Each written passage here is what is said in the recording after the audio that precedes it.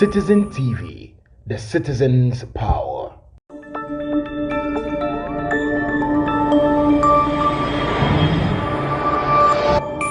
Citizen TV, the citizen's power.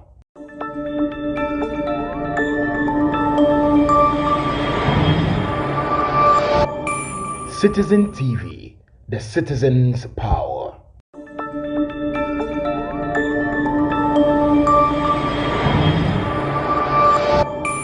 Citizen TV, the citizen's power.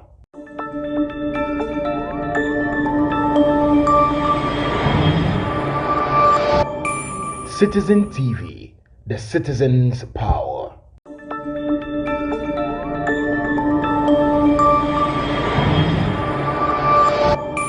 Citizen TV, the citizen's power.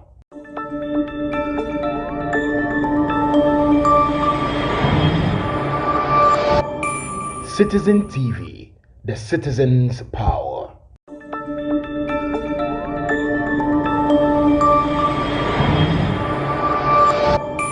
Citizen TV, the citizen's power.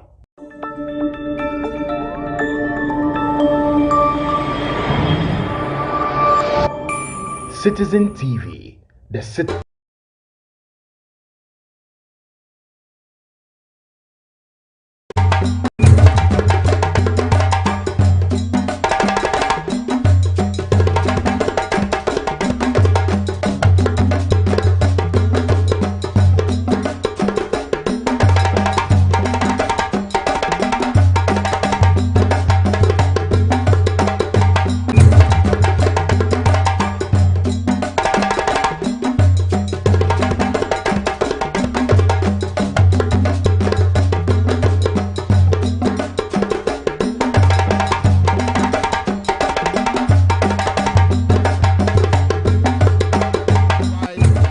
You say Akufo-Addo and give him the respect. I don't see it. Umbunipa.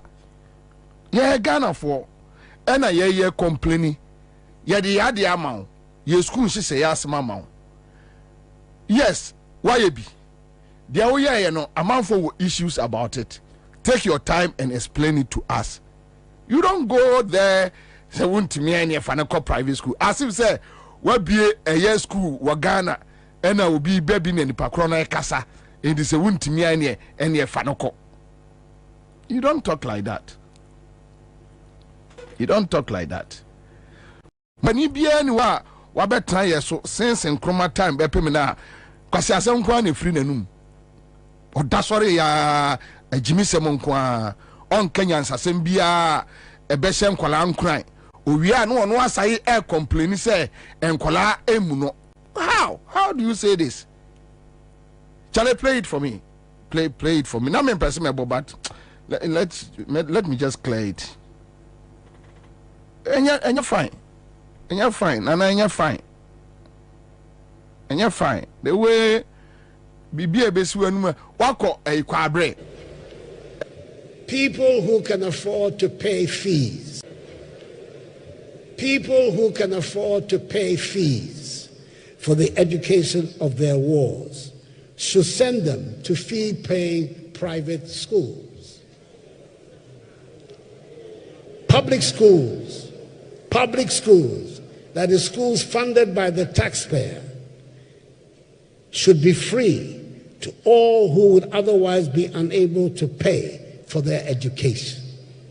That is why the numbers of pupils who have access to secondary education has doubled since the introduction of the free senior high school policy.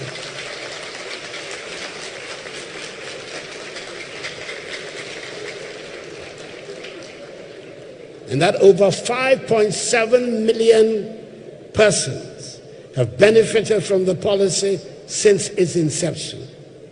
The full impact of this dramatic development will be felt in due course and will far out. Asema Akufo-Addo working. You the same thing and NDC for Oka. Ken Ofori-Atta be kind the same thing. Adokufo be kind the same thing. That look, the way Adiene Sitieno. So you see, in his closet, he has admitted that was say ye school no was say no. And now instead say obema no aye a regulation. No ordinary no beba beka. Wa won't me afford no. Just go for abanoko a fee paying private school. So he's not even ready to listen to the argument on quality. The quality argument no obiya kan wasem no. He's not ready to listen on phone. Nenana nunko school in UK. Oko my first day in school UK. Ako jane nananom.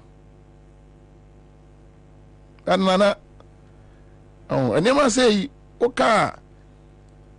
Now obi ma reply you complain say obi mu but they were and you may free one mu ba no enya de papa penin kasasa it's not nice ye nipa buye kakra because ye nti na sabe ene utimi ne oyere to aduane papa edi nana ye nimo akufo ado ye nimo eye nkwala no a omunnim no no omunnim minim minim gabi no minim hia said ye na hia mo afa I we know you guys. We know you guys. We need too much. Oh, Tierra dia domo. Said the Muslim we are my sick and yamia shramo and I see you know. Keep it. Don't flaunt it. Just keep your money and chop. Oh, we are my sick and I want to yami na shirame na shiwo. Obi ti say Sami Okunu osa nyame ehirame na ahye. This small boy onye adwuma da. Onim ade krokra ye frɛ no me kopa adwuma ye. Politics wenyeska. Ye friend say this boy a kabo. These are guys even buying a quality attire to wear was a problem. Some be shatare papa. Kabo minim kabo Sami Oku Pius Ajide. You know, all these boys. And do you see any power no to nyame na shirame na shiwo. Somebody has aided him to steal the country. It's so simple. You know, and we beg. You beg. You have 3 months to go.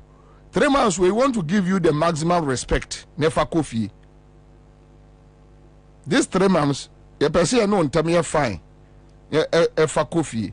Now you are not on the radar until you unfra agronum na de coffee we are papa we are bonu nanado.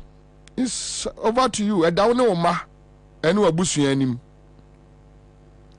me Bobie nyam na mebu aten, but the spirit of Ghana will never forgive you, Akufo-Addo.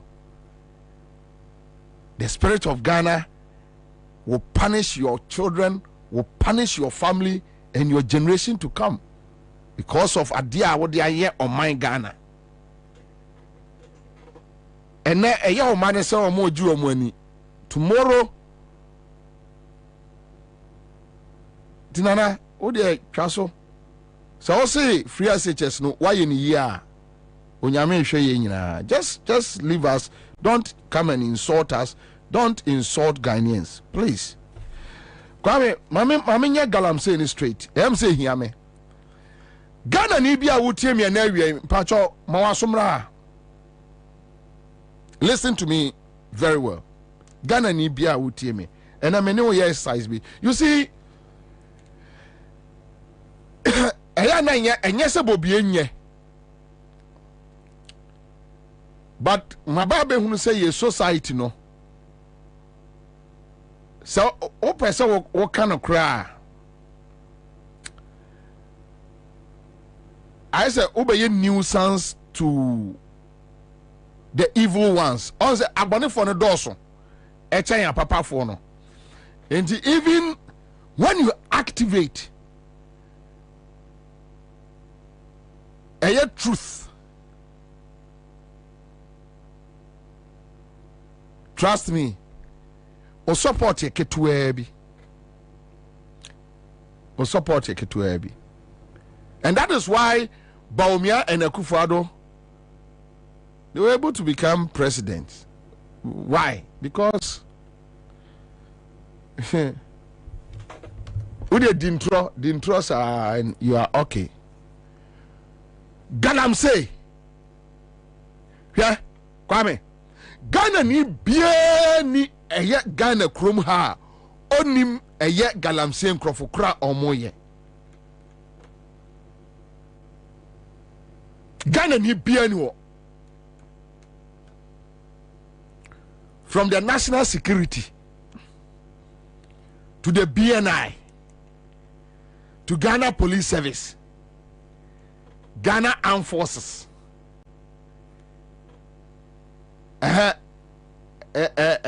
Momobo, Ghana Fire Service, Immigration, Customs,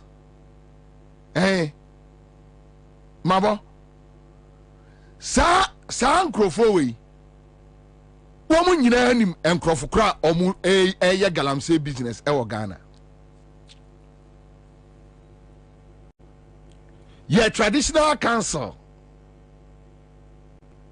otumfo gamanche to gba fede do ma hene Ansah sasraku na yiri hwan informant me mu bo mu nyina din so nya se mayi bia frimu wa yini bia ni wa omu wo krom ha omu ni mu nkrof kra omu eye Galamsey they know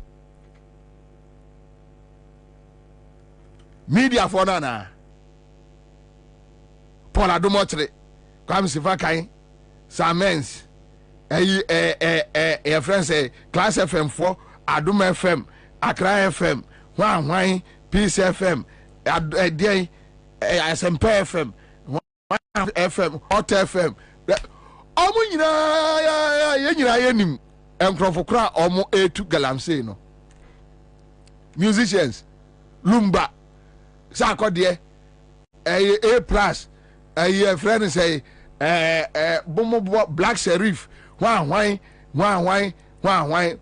kwadwantwi hwan omu nyina nim enkrofo kra omu tu Galamsey no footballers Black Star players krom nti kroma omunim enkrofo mu to Galamsey no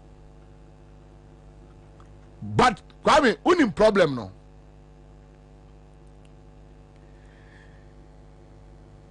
ye nim nyina no so no one way or the other no ye beneficiaries of the Galamsey e what na problem no no groups amambo body nyina de meru afia mantimi ammo enyina we know but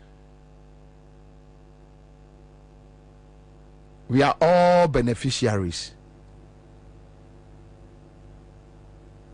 It's so simple. Dampari onim Ghana Armed Forces Army Commander CDS omunim they know that omunim krofokro they know and omuni nyina abom esu ena omo etu no omo be kan ye ho nti omo kotu na nadwo a awia na omuni ye nyina esu oh Galamsey ifo dio and ifo the yesu say oh they know yeah problem that is the main problem, trust me. Omo etuno omo ni ye nesu awia omo tra radio so anopa complaining no omo na etu omo newspapers no omo na etu omo some media for no that the people omo na yes ade no then they come back in public and cry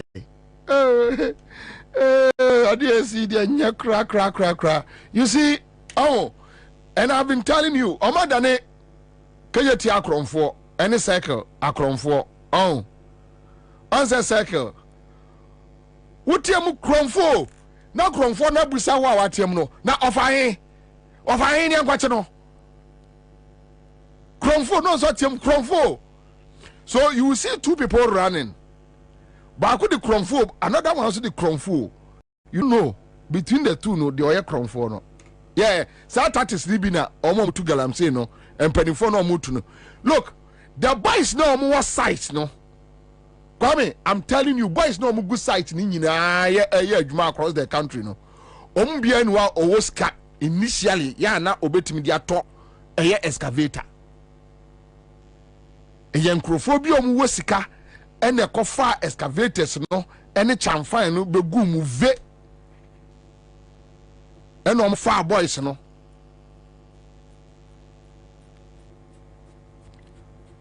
When you have national security members involved in Galamsey, I don't think they're emboldened ordinary guys. Site. They know. They know. Na media o. Yeah, media. Entina I don't feel like coming on radio because I say oh kasagu, oh kasabre. And I say yeah society no. We are so stupid that we glorify mediocrity. We are so stupid that we glorify mediocrity. That's all.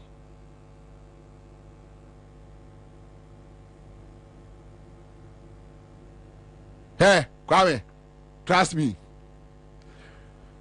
Omwa, you know what they like about the media? Omwa mudi o my way born no. Unim di omo pay about the media. Keep on complaining. Never point your hands. So far as you are complaining, Galamsey, Galamsey na say o man say, yeah, when you hear so no, yeah, Uncle Brana say, yeah, Prana say, they are okay with you. You all know a professional media man. Because one organizations Emma Award. So when you do it that way, oh, you're professional. But so when you're up point to say, Kwame Kwache, wo, when I was yesterday wake him, oh, you're professional class. Say near radio. Tomiana and Fossey, no, you're radio. Well, who said you see no. Tomiana and Fossey, or you're radio, you're in your anna till a bonny, I give you Yanni Echi. Yeah, you're on your tia. There were some Tomiana and Fossey, don't come if I can no. As a seven at the buy, the country is deteriorating. We are deteriorating. Or mine is deteriorating. So why don't we change our style? Said almost yeah no. Tomiana and Fossey no yeah no. Chirame Faso cry about my mind way. Chirame. No, so just show it to me. Say Ghana, I come. We are rather deteriorating. Because nobody wants to mention anybody. They talk about a court, a law, and a Gwasiakika. Instead of us looking into people's face, pointing them that you are a criminal. We are criminal. And they say no Obiesu, Otumfuosu, the ordinary Ghanaian issue, president issue, vice president issue, opposition issue, yeah, they are whining, yeah, Galamsey, now gold bar, than them. Yes, that is the situation now. Everybody is crying. Like they say, very normal people. Because soon to say any ordinary Ghanaian. The president too is crying like any ordinary Ghanaian. Your friend say, so these are the custodians. How many idea on my national monsa? I buy any another info. I buy another info. We say yeah to be before no yeah you me koto me near my circle enya 50 cities me to dokro 20 cities ma koto light 20 na me 10 na to me ho afaka no omo no ya omo no ye custodians no mo hwe asase no no omo ni yesu say ye na de we ga hifo ni o kaka se nipa agimi a omo si Bobie didia empanifo atem. You are a fool. Yanko tie Samens. Listen to Samens. Me pacho me no more years size be just bare 40 minutes. Then we can't I'm done. Sit there and wait for the blow man, as we say in our movies, the blow man to come and say something, and then you watch. Let Nana Akufo-Addo decide to conduct. Maybe we can't sit there and wait for the blow man, as we say in our movies, the blow man to come and say something, and then you watch. Let Nana Akufo-Addo decide to conduct maybe a tour around some of these affected places, and you see the number of ministers who will rush to follow him. Let the president say that today I'm doing the tour. You will see how they will all be jostling for positions to be seen in the cameras. Yeah. If I had my own way, which I actually don't have, some ministers I will sack them. First is the lands minister. Second is the health, the sanitation and water minister, environment minister. All of them should go and sit at home, because this Galamsey thing has exposed all of them. Either they are deliberately causing this problem, or they are just clueless at handling it. Either way, you don't have to be where you are. We can't sit there and wait for the blow man, as we say in our movies, the blow man to come and say something, and then you watch. Let Nana Akufo-Addo decide to conduct maybe a tour around some of these affected places, and you see the number of ministers who will rush to follow him. Let the president say that today I'm doing the tour. You will see how they will all be jostling for positions to be seen in the cameras. Yeah. If I had my own way, which I actually don't have, some ministers I will sack them.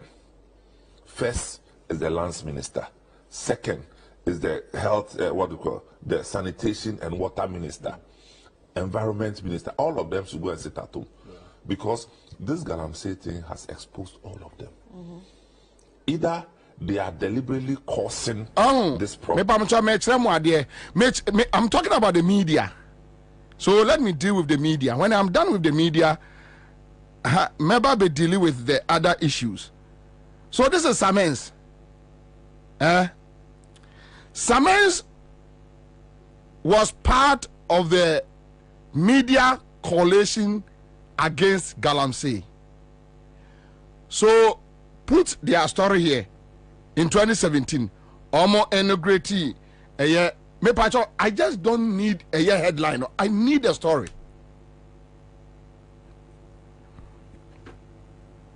Media declare war on Galamsey. Offer a daily graphic. Kwame, movie fast, mame. Pamcho. Well, we team with ye office be a Mr. Follow me ye. Me we are catching say Bobie. What's my work cano? Need logic be a 5th April 2017. Yes, any graphic online. Media declare war on Galamsey.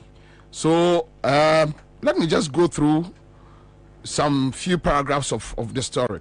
So the then Media Tuesday began the single biggest journey ever to rescue the nation from the scourge of illegal mining, with the launch of the media coalition against Galamsey to advocate a complete cessation of the illicit activity. The coalition made up of the Graphic Communications Group Limited, the New Times Corporation, the Ghana Broadcasting Corporation, the Ghana Journalists Association, the Ghana Independent Broadcasters Association, the Private Newspaper Publishers Association of Ghana, and the Community Radio Network, hit the ground running with the formation of an 8-member steering committee to see to the coordination and implementation of the activities of the coalition. Members of the steering committee include Mr. Kenneth Ashigbe, the then managing director of the GCGL, Mr. Kwesi Ajiman, the president of GIBA, Reverend Dr. Kwabena Opuni Frempong, the general secretary of the Christian Council of Ghana, Dr. Kwame Kufu Anofunto, the Director General of the GBC, Ms. Carol Annan, the Managing Director of the New Times Corporation, Mr. Afemoni, the President of the GJ, and the representative of the Community Radio Network, Mr. Kofi Lawe. All right, so that is okay. It goes on and on and on and on. Okay, so oh,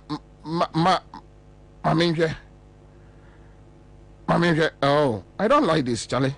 Maba. You know, okay. Oh.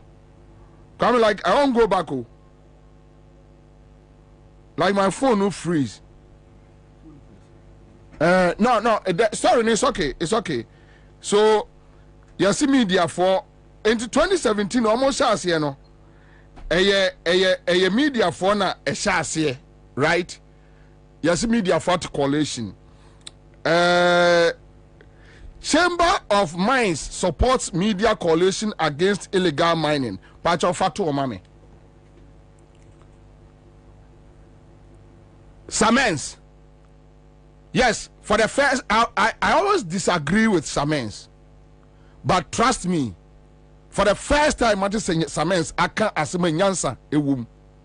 As an statement, we know the people. Ye ni munkrofokro. Ye ni mo yesa. Adan na ya nyatwum ema yesa ye man. Ye ni munkrofokro. And I think Samens is on point. Though too late. But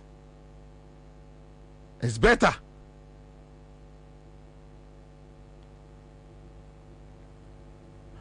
$2020 a year de no mu ye den pa Galamsey no mu ye den no Samens what is city FM national security for Echo Galamsey, you guys heard it at what national security for na koye omo the state cars and a koye. That was why the president sacked Nana Opon without prosecuting him.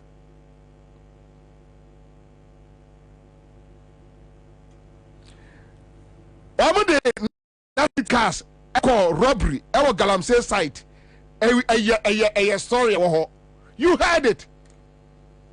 Want me probu say he for na what aban no mu almost sanction national security for boys and more yes ade no. You said nothing. You kept quiet because your party, your government. Bobie koka Bobie na di diatem. So, Monshas Highway, your page. Chamber of Mines supports media coalition against illegal mining. Mi wien ma busa kenashigbe. Se kenashigbe ATM ya when Timia Obia for question we nkoma Kenneth Ashigbe se Bobie busa question we. Misiano one on one, I will ask him the same question. Now, listen. Members of the coalition, as part of their engagement, called on the leadership. No. What mommy full story no? Oh, what cut him? Masa, what was him fin? Baby, I'm a penal. Man, yame sao. Don't do that to me. It's so unfortunate. Say me internet so. Okay, so members of the coalition as part of their engagement. No, I think you are right. But me baby omo your friend is saying fuel coupons no. So check mame.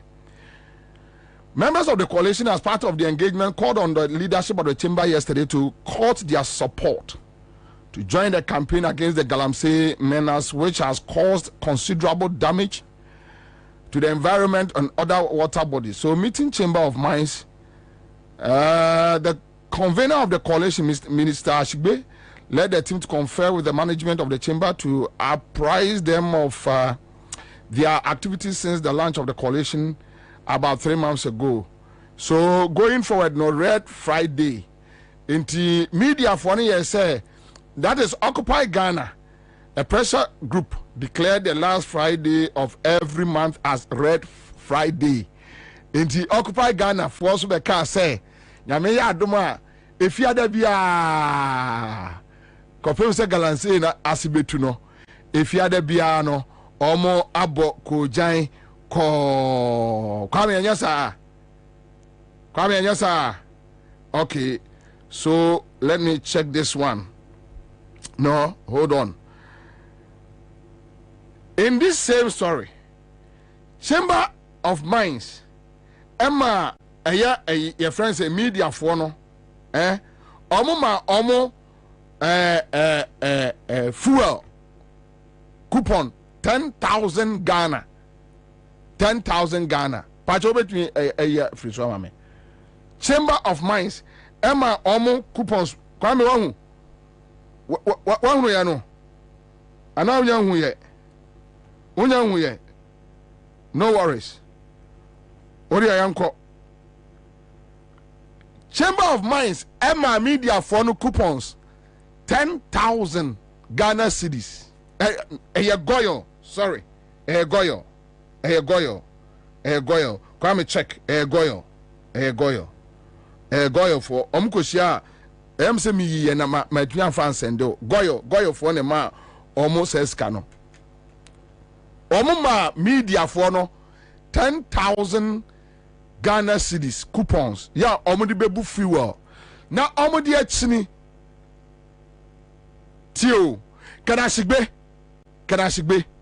Mutsiri Ghana nyina no kanashige ashigbe osede.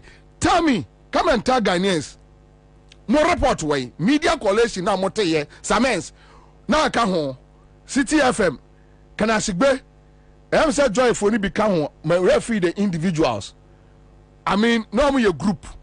And I must more fight against Galamsey. Na mo ba koto. Na to no. Kwa so very good. Fatu amame. Na to no. Mo kwa muhia eye akade. Mo ko goyo ekwo gi fuel nkwa 100 million coupons kanashigbe wo na ka ho. Ken mu wie ye no mo report a e kire se mo ko rounds no de mu hu ye ni no mo fa meto dwame yan hwe bia. Wo gi eye taxpayer goyo eye oman ni de o. So when goyo gives you coupon enye goyo for na omutimi yo mo de ye taxpayer money ene de amount kanashigbe. So come and tell us the report. Ana mo ankwa pro no mo che coupons no na mo de toto fuwa egu mu ka mu na mo bo AC ena mo nam kanashigbe. You guys think everybody is a fool. You consider Ghanaians as fools. Of fact findings no away. Omo jami internet no.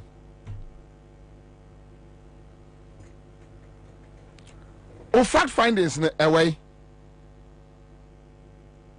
Show it to us, Ken. That you quiet no. You say.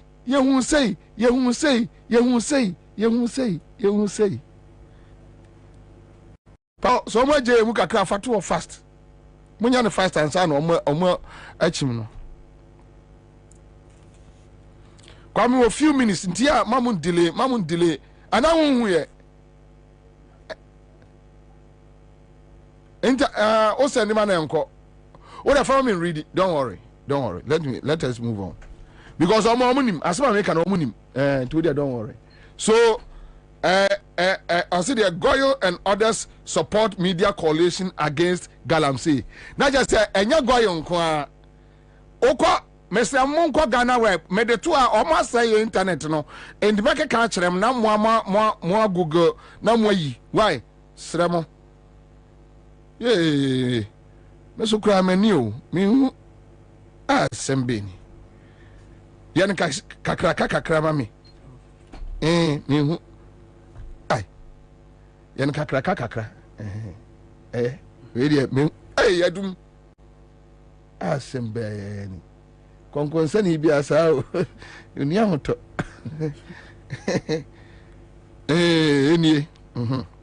So the media coalition against Galamsey on Monday received assistance from 2 institutions in Accra to boost the successful implementation of its activities. Goyo Ghana Limited, distributors of petroleum products, donated 10,000 Ghana cedis worth of fuel coupons, while the Globe Production, a theater and drama production group, will support the fight against the menace with the production of drama to educate the people on the need to fight the Galamsey and all forms of illegal mining. Kwabena,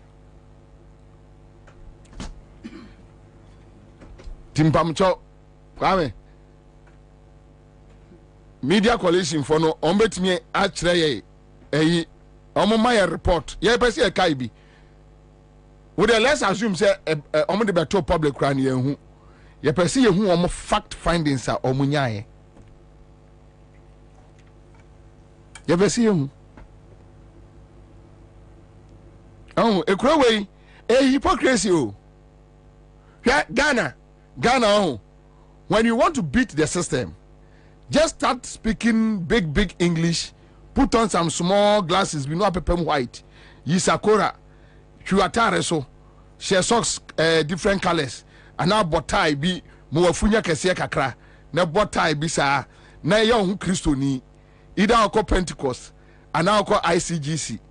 And now, yeah, you are good to go. Yeah, you can do any motherfucker things and get away with it. Yeah, now you was street, you know. I said, see, I know do money, baba, beshe. Yeah, no, beshe. Yeah, street for us on the air can of crano. Aha. Yeah, you was street, you know. Yeah, the air can of crano. Aha. Ombanum beer. Omo de shed them. Beer no tusu or them. No, obepi no abo. We to finish in fridge or tafre to fino no asi abontin we spray no ho obe dru abontin na ni zone kwasi asabon kwa jimi ya edu adadwe tie e ba bi dwire ye ho kakra ya dwire ye ho kakra bisaro na omodo omani ehya ye omodo omani sei ehya ye enyumre adwire adadwe tuwe muwa ya adwene ho kakra bi ene nananom etu agina for man ho adwene ene nsamanfo kasa no na yan na omode omani ehwe yan ono so free ni demo ba wia no wata free wi to ofe no ode akotra office for my friend was city ni joy ene class fm so no kwasi asem president yata free wi to ofe soja penny ata free wheat ofe chamber ata free wheat ofe kwasi asem kwa osofo sekadi go ata free wheat ofe na wi o ma be kan kwasi asem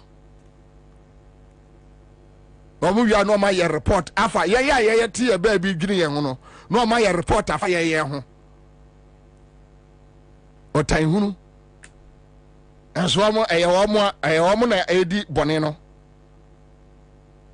So, Ken, you see, Mestre in the media house. So, we interview Ken Asigba. Mumusane say, resources or munyaye media coalition no. They should give us account. Omo reporter, omo yeye, some kwa across the 16 regions. They should give us the report, the fact findings. They should let us know. Oh. Yang any problem no ye tietie mu Kwame hwa me na na otumfo Kwabena dey media dey no dey member aya ayi frempo boate no member say me tell the media what is going on. They know omunim krofokro mo yesa na yenkotie Kwabena nana maha eyewura otumfo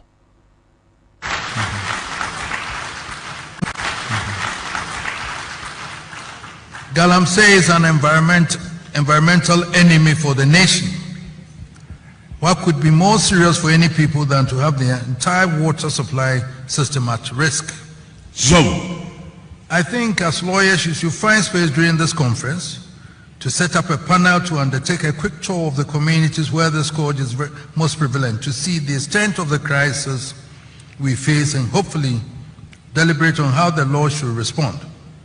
As I see it, if an individual poisons the water supply of a community, he'll be liable for severe consequences under the law. What does the law do when one pours mercury into the same water supply, knowing fully well it can kill? This issue now requires the collective effort of all sections of society. To do nothing is no longer an option. The Bar Association, the Medical Association, and the universities, in particular my university, should get together and carve a new path to deal with this emergency. Yesterday, whilst I was driving from Cape Coast, in fact, going to Cape Coast, I stopped over at the River Pra, and it was, I'm afraid I have to tell you that what I saw, the river, it was so embarrassing, and then if as a nation we live for this to happen to us, I don't know. We have to fight this. No matter what, we have to do that.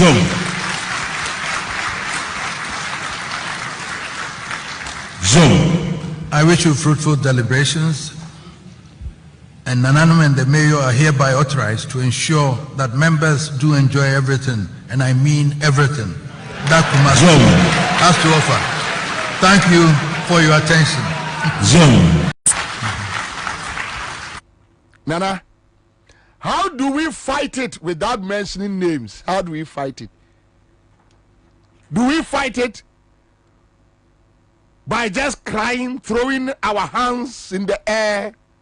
Yura, how do we fight it?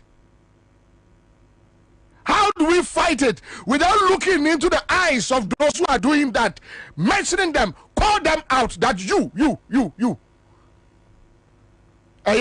Na say nana atu na him for me Ansah. Nana why are there? Sakufo do timi say bia enkanya baby a yaduru ni. But Nana, how do we fight this? Problem wo obia nka wasem. Obia ye din en obia hwe. Nana, boys no a Nana hu omo site no. Enya womu na eyo. Nana, eyo omo driving Rolls Royce eba menhia no. Eyo omo. Nana, eyo omo di Land Cruisers eba menhia no a eya yeji ni ebo omo ensamrane akese no. Womo. Nana me ni Rolls Royce. Me ni Land Cruiser. Timi ma menhia kra me ya santini me ma me.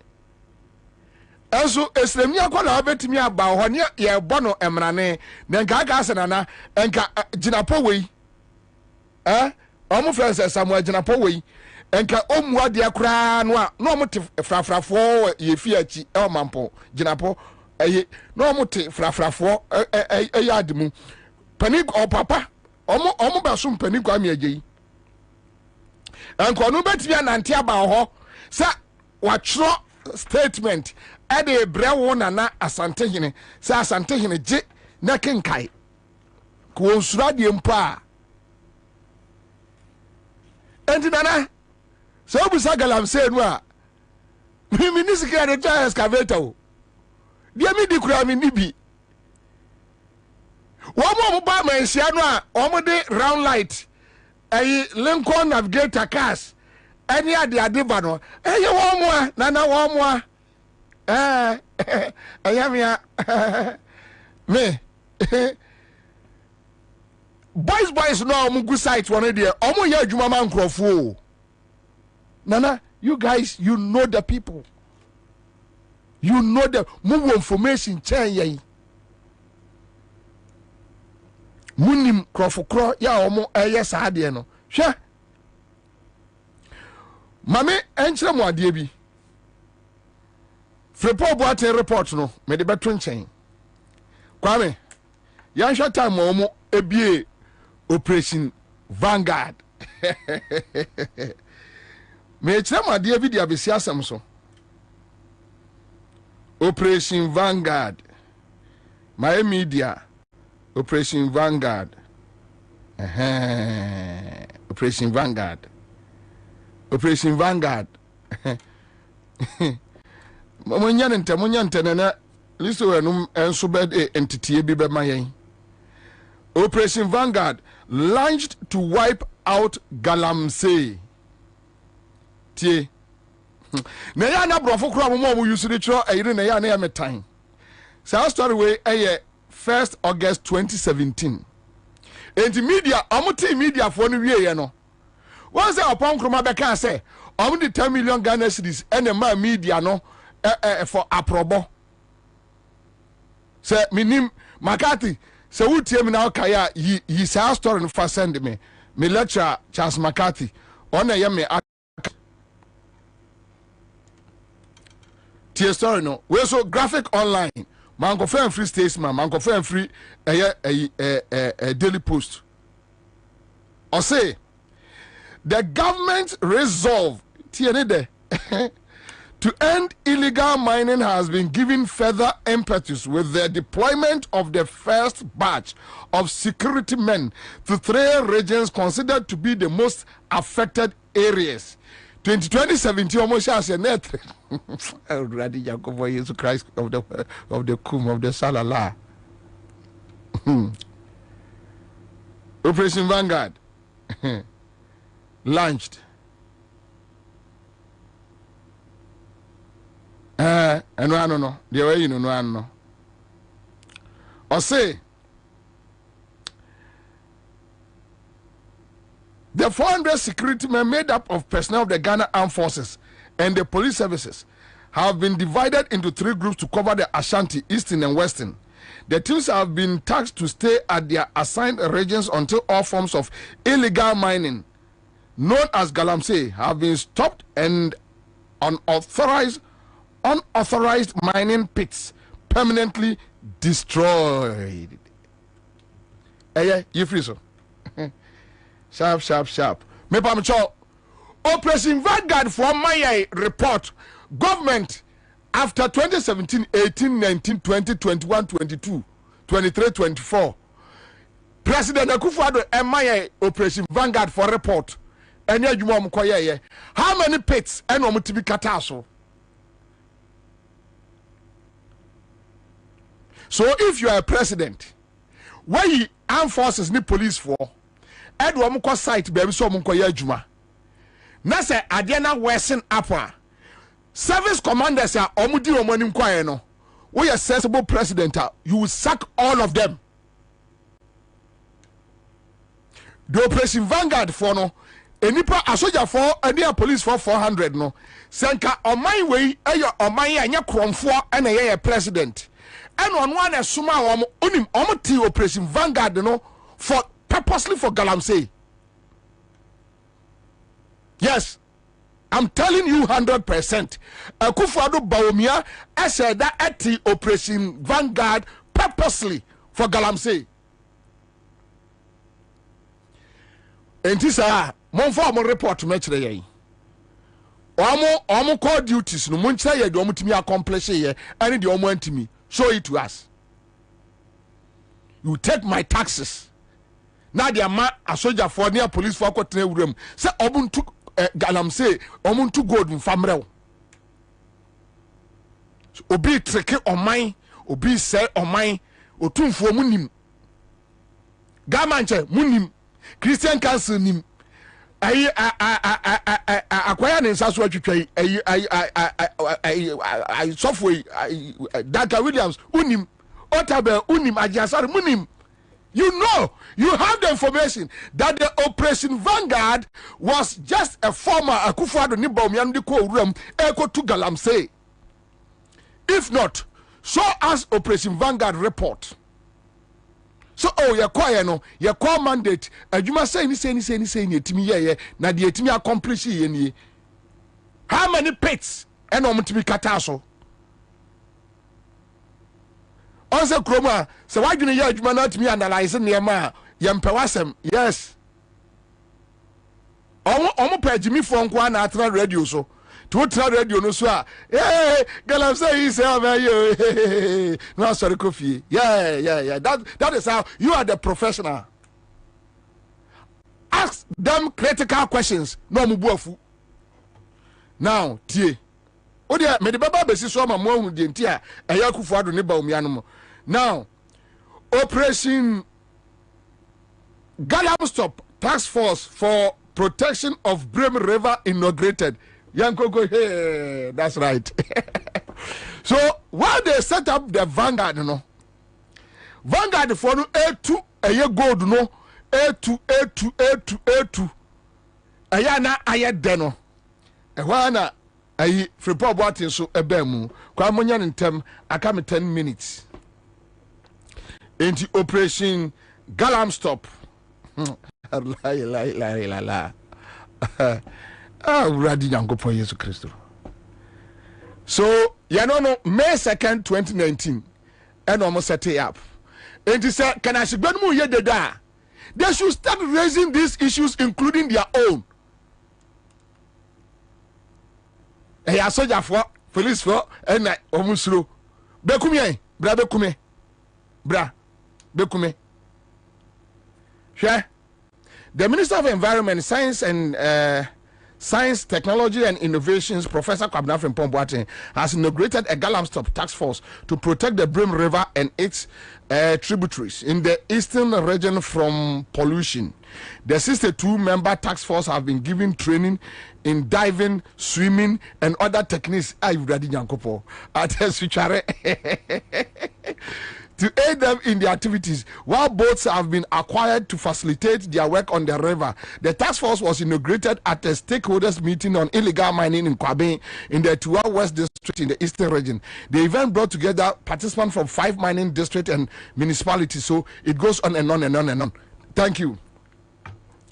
62 plus 400, 462.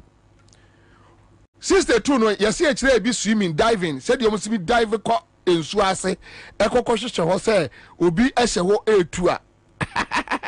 And I'm swimming, Ubet me across the ocean to know what they can say.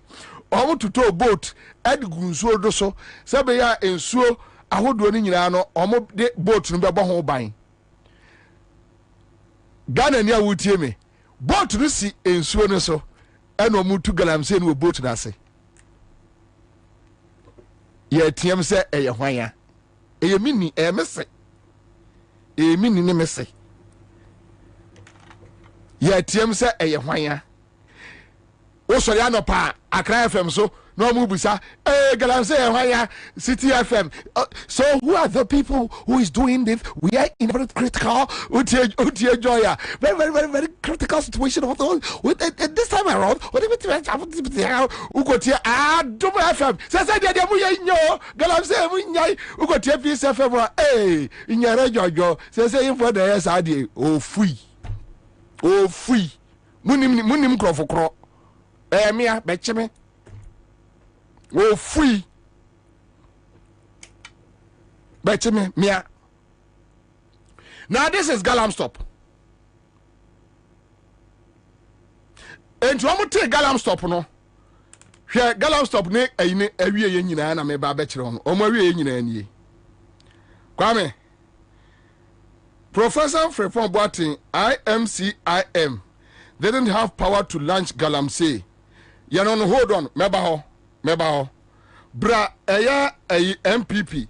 Operation Vanguard, Galamstop, now cash cow for 8 members. MPP chairman alleges. Mepacho Fato Sumame. MPP chairman. Edekau, and Yami Bobie Neka. Operation Vanguard, Galamstop, now cash cow for 8 members. Pacho date near date bear. Date bear Kwame. So, Vice Chairman of the Community Mining, Mpacha, they are to a Facebook. Vice Chairman of the Community Mining in the Amenfi East District of the Western Region, Nana Bedu Asafwache. 2020. Voila. Has called for the disbandment of Operation Vanguard and Galamstop Task Force. The government set up the Galamstop to support the Operation Vanguard team in fighting illegal mining, known as Galamsey, which has desecrated large portions of the country's rich vegetation cover and polluted water bodies.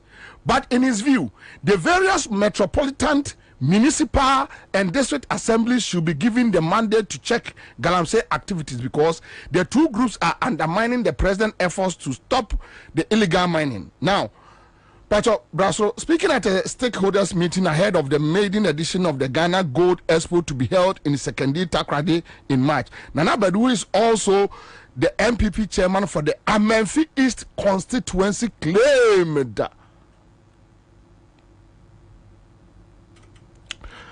Operation Vanguard and Galamsey have been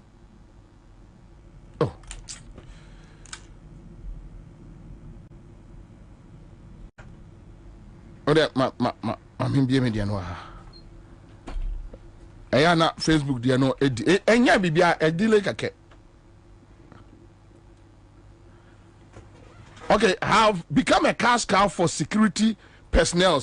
So you see, you took 462 security personnel to the forest. They came back home destroying your forest. 400 million Asia Baba Babegum. I say he alleged that gold seized from the illegal miners by the security personnel at these two bodies are not accounted for. Quote, people are building mansions and buying cars out of this operation. Now, if you're a security person and you want to be part of the Operation Vanguard or Galamsey, you have to pay money, bribes, and use your connection, as is done when you want to go for peacekeeping in the Middle East. Yeah, you free swami. Now, sir, Papa we, na allegations obey no. What is obi che no? What is obi invited no? Obi invited no. Ebusa say information be na wo. David, yet we are all crying. We are all crying. Say Galamsey say or mine. We are all crying. You will lead Bebre to fight this Galamsey, but we are all crying. You know to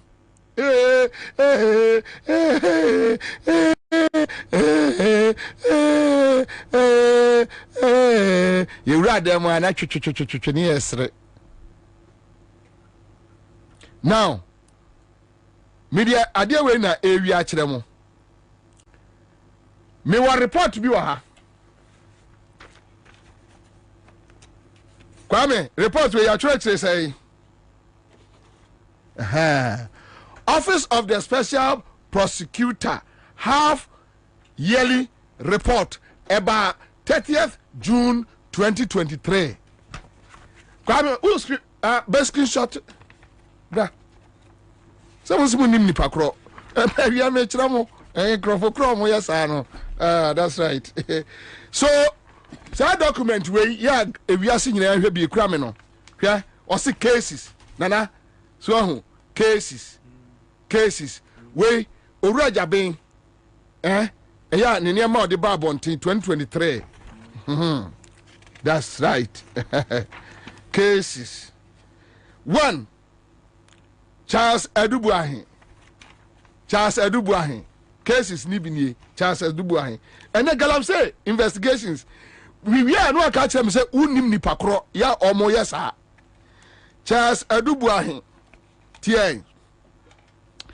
The office has concluded investigation into a referral by the President of the Republic in respect of suspected corruption and corruption-related offenses regarding Charles Edubuahin, a former Minister of State at the Ministry of Finance. The corruption allegations are contained in an investigative documentary titled Galamsey Economy, published by Tiger IPI and the investigative journalist Anas Arimiyaw Anas. The special prosecutor will issue directives and further actions on the matter in due course. In fact, directives we have. Ava. Eva, Ejamedri. Oh, Ghana. It's your train directives, you know. Your train. Charles Bisu. The office has concluded investigation into allegations of the use of public office for profit against Charles Bisu during his tenure as secretary to the ESWA Inter-Ministerial Committee on Illegal Mining, arising from an investigative documentary titled Galamsey Fraud, Part 1, published by Tiger IPI and the investigative journalist Anas Arimia Anas.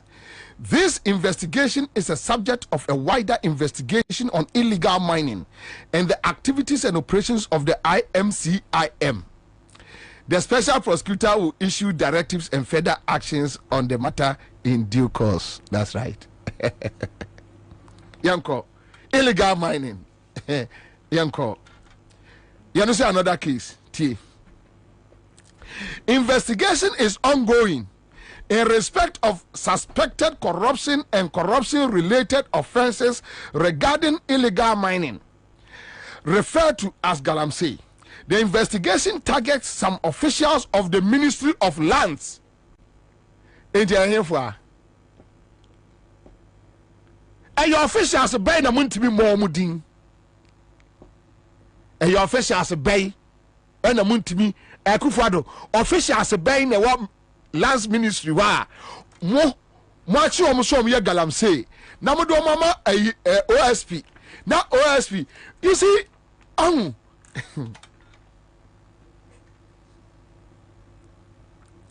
the investigation targets some officials of the Ministry of Lands and Natural Resources and the Forestry Commission.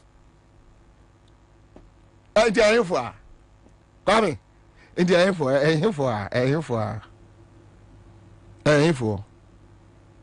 officials there. TA. Oh, at the Ghana. It also targets the activities and expenditure of the dissolved Interministerial Committee on Illegal Mining, especially in respect of the seizure and management of excavators, machinery, road vehicles, and gold nuggets. The investigation further targets the activities of Akonta Mining. Wouldn't to me, Edia.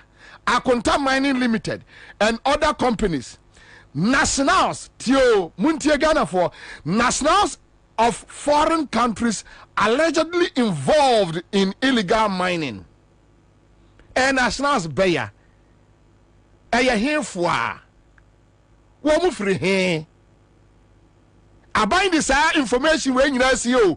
I could find about me this information when you see it. And no money, yes, yeah, gotta say you, gotta say you, gotta say,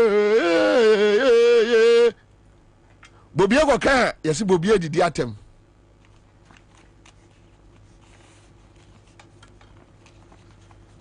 Munim say a Lands Commission officials, they yes, I no.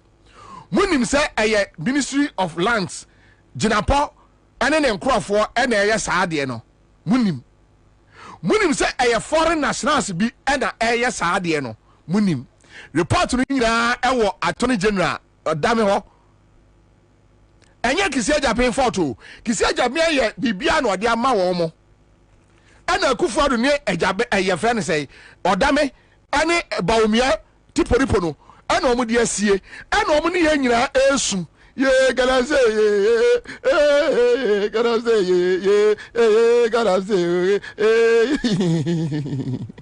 gotta say let's say over you ana report ni share omo moto omo say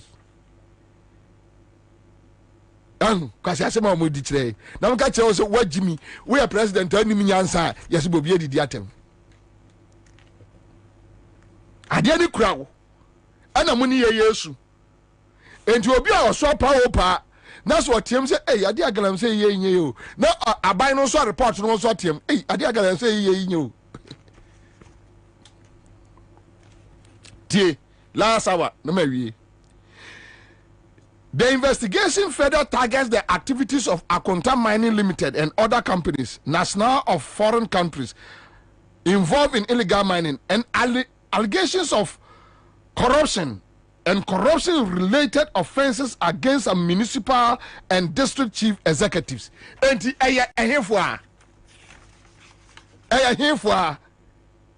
I say, here for some men, Kwame Sefakai, or party for Kwame Sefakai, or government, why buying? Where your OSP report? Can we start asking the government, who are those MCs and DCs? I here for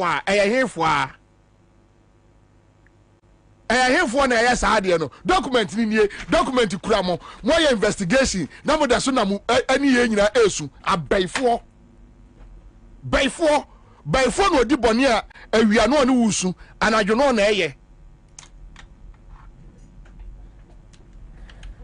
nana mabre obebra ne sa kwabra mabre sabio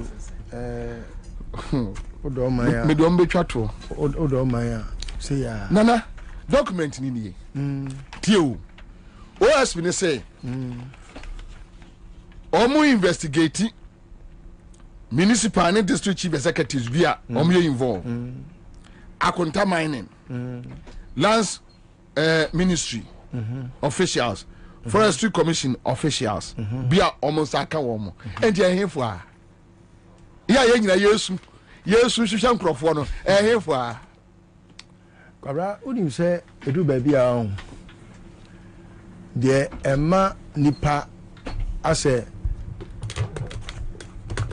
o se opaba ana utoba ha na fe especially se unim no krepa wo bedwam anya dia e hidden oti ase na obi pese ode no kre ne dane won kwanta na ekoye se una wo ka no kre ne momu no wonya na wonya ni papa yes eya na eya papa ene ya na edru ba bia na akoye se ase penini nyansa akwala akoka nti yesi ometua apredwan akwala so pieto eso antiboto na ho oti ase na on my way we are our own enemies. Oh yeah we are our own enemies. Yenye ni papa yeah ni pebia sometimes thing say ye timi kra hu say ye ka ho say ye frɛ ye nipa ye kan nipa wo wi asim population ya kan Ghana for especially the leadership from political leaders, traditional leaders to asofo, religious leaders, to religious everyone ye kan panifo wo wi asimu a ya kan o maka ho ye pa asofo a na ye benya asofo a on ba be gino say ye de ye tene enso omuna bone ahye omuma echen omuma asore ma no ye wo imams a omudi bone chese bone e wo wiase mu nyina omuna edie ye wo mo a ya no de che bia tare ni woye ye friend say ohene bone bie ko wo ekra no ade se bone an frɛ edom osimini on edi kan na nka sebi o man ya timu kwabna and then ka ba bia ye ginan say ye ade a esefata se o man emapa ene ye ka nipa nim bone a mampani atimia kansem a chese de chen wo na esikira ya ka bomu ye be kwati ade ya Galamsey wo sha ase no kwabna asif say na ye mu bi ye akomshefo a sebio ye she kasok. We predicted all these things. There is none that I didn't predict. Oh, no, how many times? We fear what kind of several times. It was as if say I say unim obi abra bo ahyase kopim na wieye. But say me nyame nsuma me say me nkohyem kom na makwa akohyem kom. Meanwhile, kwabra, you must see the end from the beginning. Because nipa yet studio hey. Ansah kra me be hyase no. Me hom kra che say enya hongro so. There be eti be den na wa madwen say ma ye hum wasem so na hum no ase chere se eya hoguno so obi a wono be sha de ase Kwabena the first day Akufo-Addo declare say all Galamsey activities should stop. Operation Stop Galamsey, yes sir. And I'm saying there be say openokre pa dia and every mining activity in Ghana must stop. Now for young taking it from a clean slate. Then and you say bia kwaku manu and ya pamono and yakofa ya mensa edna betina ho. Galamsey wo Ghana nyina all the proceeds Akufo-Addo nimhu bi. Be anyone may cause it's not just about Oniba Omia. It's a very serious syndicate. Yes. The syndicate including judge for Apostle for Kahon, a soldier for Kahon, a judge for Kahon, a soft for Kahon, Malam for Kahon, for Kahon. It's a syndicate, it's a whole criminal syndicate. Of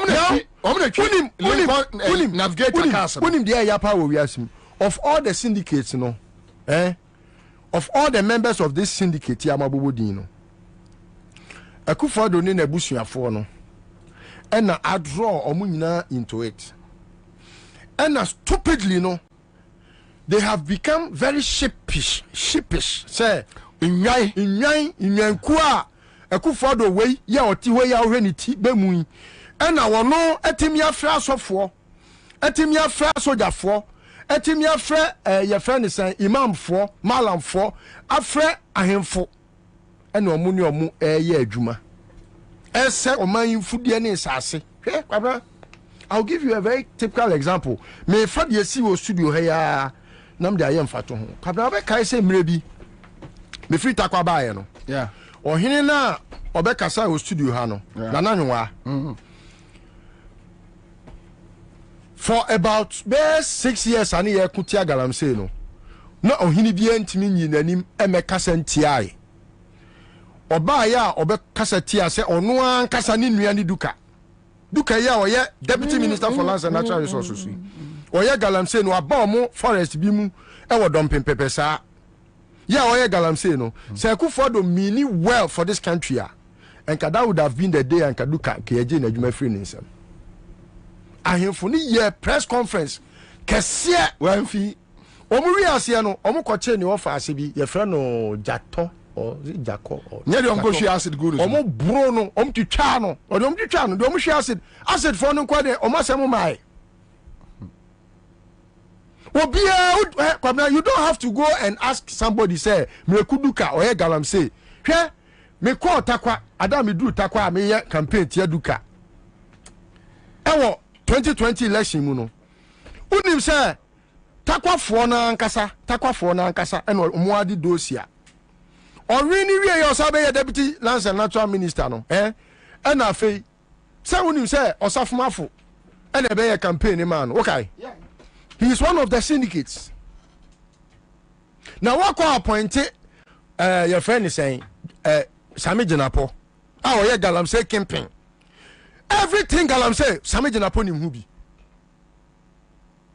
everything Galamsey site bi anwa only dim free ho ne ko benya ska wo he dia kogu politank mu akwala mo bon say we otimi nya sika de gu politank mu ema akwala we na enu nipa fa ho asa abewu ya kunkum nipa o sami yira ya wo asempa fm oba ho ne ho ni atare de odi kura de odi was a problem we ase emobo we ase emobo enti it has gotten to a point now se me tie radio and TV se me tese pani bi ti oman mu afa na wasori ama ne homne so kan Galamsey asema eya na me sumi man san se hwe Kwabena ewia se ko bi anim 6 feet mu ensemo a senke yasie funu bi na se bi o yakọ bie funu ne so ne na ansa so ena ka nipa di na ni hwe se ne nipa ye tia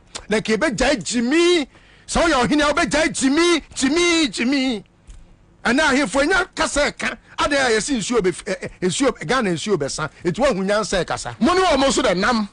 sika bia wo Galamsey bia wodi bi utie me wodi bi uwia no be frame na epoku sa bibia sika bia wodi bi sika bia Galamsey sika na wodi ani nti untimi nka nipa anim ahemfu bia ohiri bia ka ho omunyina enya enyi twi nya doa Dabi omunyina bia ka ho obia ohiri bia ni wono ma what is sense binum ti ensa ohiri bia ti ohiri bia ka ho ohiri bia ni wo Ghana ha onim Galamsey ni hu wo madi odi sika wo madi bi na sabi utiri kokon su di ne ma mitiri pork enso de yan kwan dia menom ne nkwan Galamsey musika udi na wa be gina bedwam ka Galamsey fo asem Nyankopon wotwe aka o sei enne hwe oman ni ntirima hwe yetimi kwawo akola na ne nsa enwotwe ne nsa nan ebi nsa mienu ebi nsa miensa akora bi wo wa yesi ne tia ye mienu na ka se Nyankopon wodome a onome wo obedome wo ne wasefo na ye bodwa na so mo ba be kasa obedome wo ne wasefo untie ye bodwa na mo be kasa mo be gina ho a we will do whatever it takes to make sure we fight this Galamsey menace. This is very unacceptable. We can't leave this menace to continue. Let us protect our future generations. Just say you beat him way. Police from Penny for the judges Penny for Obia good at the demo. Obia good than Kwasiafo sa. Kwasiafo moa sa. Na sabi nanka omanya nyame akyɛ ade de nanka efe se yɛmfa kwan paso na kwan ya yebetimi atu ye foma gudie na yense ye nsuo yense ye kwaye ene obi bia owo site bia no o pani ho anya ne ten se dia ehu oni abotrempo se enka kwan pa obefa so odi betu foma gudi a obenya so mfaso na oman ne so anya so mfaso no kwan pa ne wo ho they know but se ne ye be ne sharp etimi ni hu omo a mere ho na ho se we MP para look hwe mining site be a wo Ghana bia MC MP na se bete se menua enin friends oboase MP na okay kan sembi na na menim how say ye kase obi a politician na I am trying hard. Around him say I get very offended when someone thinks me a politician because I don't have a scintilla of that thing that is very negative associated with politicians. Now, ye kase obi kase bia me a politician last week no obi tro list bi na me din kan ho na wa tro e wo manim politician. Hey, me koda e ma nada. Man, me tena se dwenwa busa me say, how do I qualify to be part of this criminal organization? Is it because I speak on the radio about politics? Is that what qualifies me to be one of the science of poly, or what? If not, what is it that makes me part of a criminal organization? I get offended because Kwabena, they go school, you go no, and they say politician is rather supposed to be on the side of society. Yeah. Nenka wo buama enioma peri yo enioma nkuntebuo asetena mu yedie nkoso komomwa. Nanso ene yeso be a politician. Kese akoye te say wo ye wo bi a wo ye criminal bi. Yes, criminal. Na you can say, oh, we were a good politician, Onimu Trodi. Now say, pa, you say, you're one of the best politicians in just Ghana. Trodi. You say, Bawumia. I do dintro. Now, why a Kufado? Yes, bo. Can for that in politics here, pa? These are things that they mention, and I had to say, how many times haven't you heard people say, "Oh, John, I'm in politics"? Yeah. We need politics. Me say the late Sir John.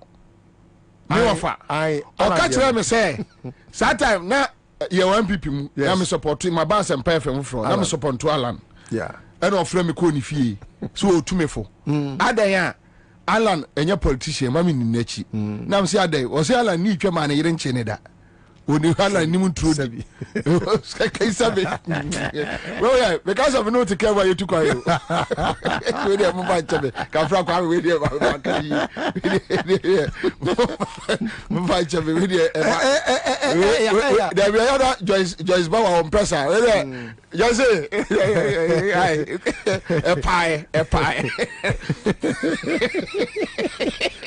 a pie. We do about yes o catch me say on fan ama ya nche ne da into onye obi onim trodi no kura de oda so a na beti na obeka say ye da enye matopani Sir John hey that day me hwe me ofasa and that has been the modus operandi. Kwabena, it's not as if say na entro ni wiase wabra na Rollins ye mampani ana na entro ni wiase wabra wodi na chija Jonkofo ana na entro ni Ghana ha wabra Mills ye president ana na entro ni Ghana ha wabra na Mahamate Adwaso. They say you're legalizing. Now it has been institutionalized. Yeah. Criminalities. Kwabena, say you know, so wonye obi a wonim boni di kura na, you can be part of this politician be person be no. Because you can be part of this regime. Yeah, we need boni di. And if this is what we call politics, I beg to be part. Say, I will say no. You don't have to be on the fence to get people to just muddy it like it's going on. Easy. Yeah. Na yentene ya kwan. Na bedru baby no. Esio sebio kwaye o ni we no. Uchinchim ani ase se wo hene abegina bedwam. Uchinchim ani ase se we osofo abegina bedwam u preachi. So where were you? Yeah. All along. Yeah. Yeti kroma. Gamanche. Otumfo. Togba fede. Domahine. Hwan. Omu nyina. Asofo no. Danka Williams. Agency Asare. Hwan. Omu nyina anim se Akufo-Addo asemra. Se utimi wura forest mu ekomane. Ye no ni about 70% contributing factor to what is going on. Otumfo Kasan instead so be gina be dwuma ka che Akufo-Addo se wo ye pani bone. Emra na wa hye no yifiri ho. Eno mu ebusa yiti wa na ya sa de we. E de hwan ya. Ogo ka se emi ne mesia omo se udidi pani atem. Emra no so ade na akware ye no enye emra na Akufo-Addo asese de enye allowing people to enter into our forest reserves is a law signed by Akufo-Addo, which all these great people across the country can actually aware. No matter if you say the Akosore Efe, because what Jimmy Power was with LGBT so any on Jimmy Shamra. There be LGBT so on Shamra. Nipana estimated 332 companies are sending a Japadi document. Companies are more yet a former good year. As a sa gold, a hoodwall. Now, no, or 2-4 to make what Jina bedroom, aya or that time I want to me assay. Legitimizing the criminal. Why you nipa over one bedroom better than here? Akwanta Mines is still under investigation. Baby Akufo-Addo has cleared him. So you CID. Now on your CID. Now Akufo-Addo we adwini adwuma we enema sisi kwa wa mala love letter. For your CID. Wo ko friend clearing agent na buafu. Na wa twin anu say as possible. Na Pacho ba sofo ne de enema me. Asofo no mo call site ko bomb pie Galamsey site no.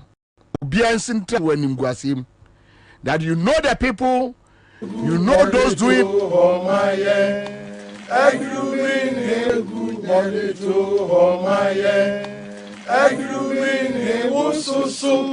sebe ye biatwaso ni biatwaso kutu krani nebe semi kumya ediem bremudem yasidudem atuse Omayi seyo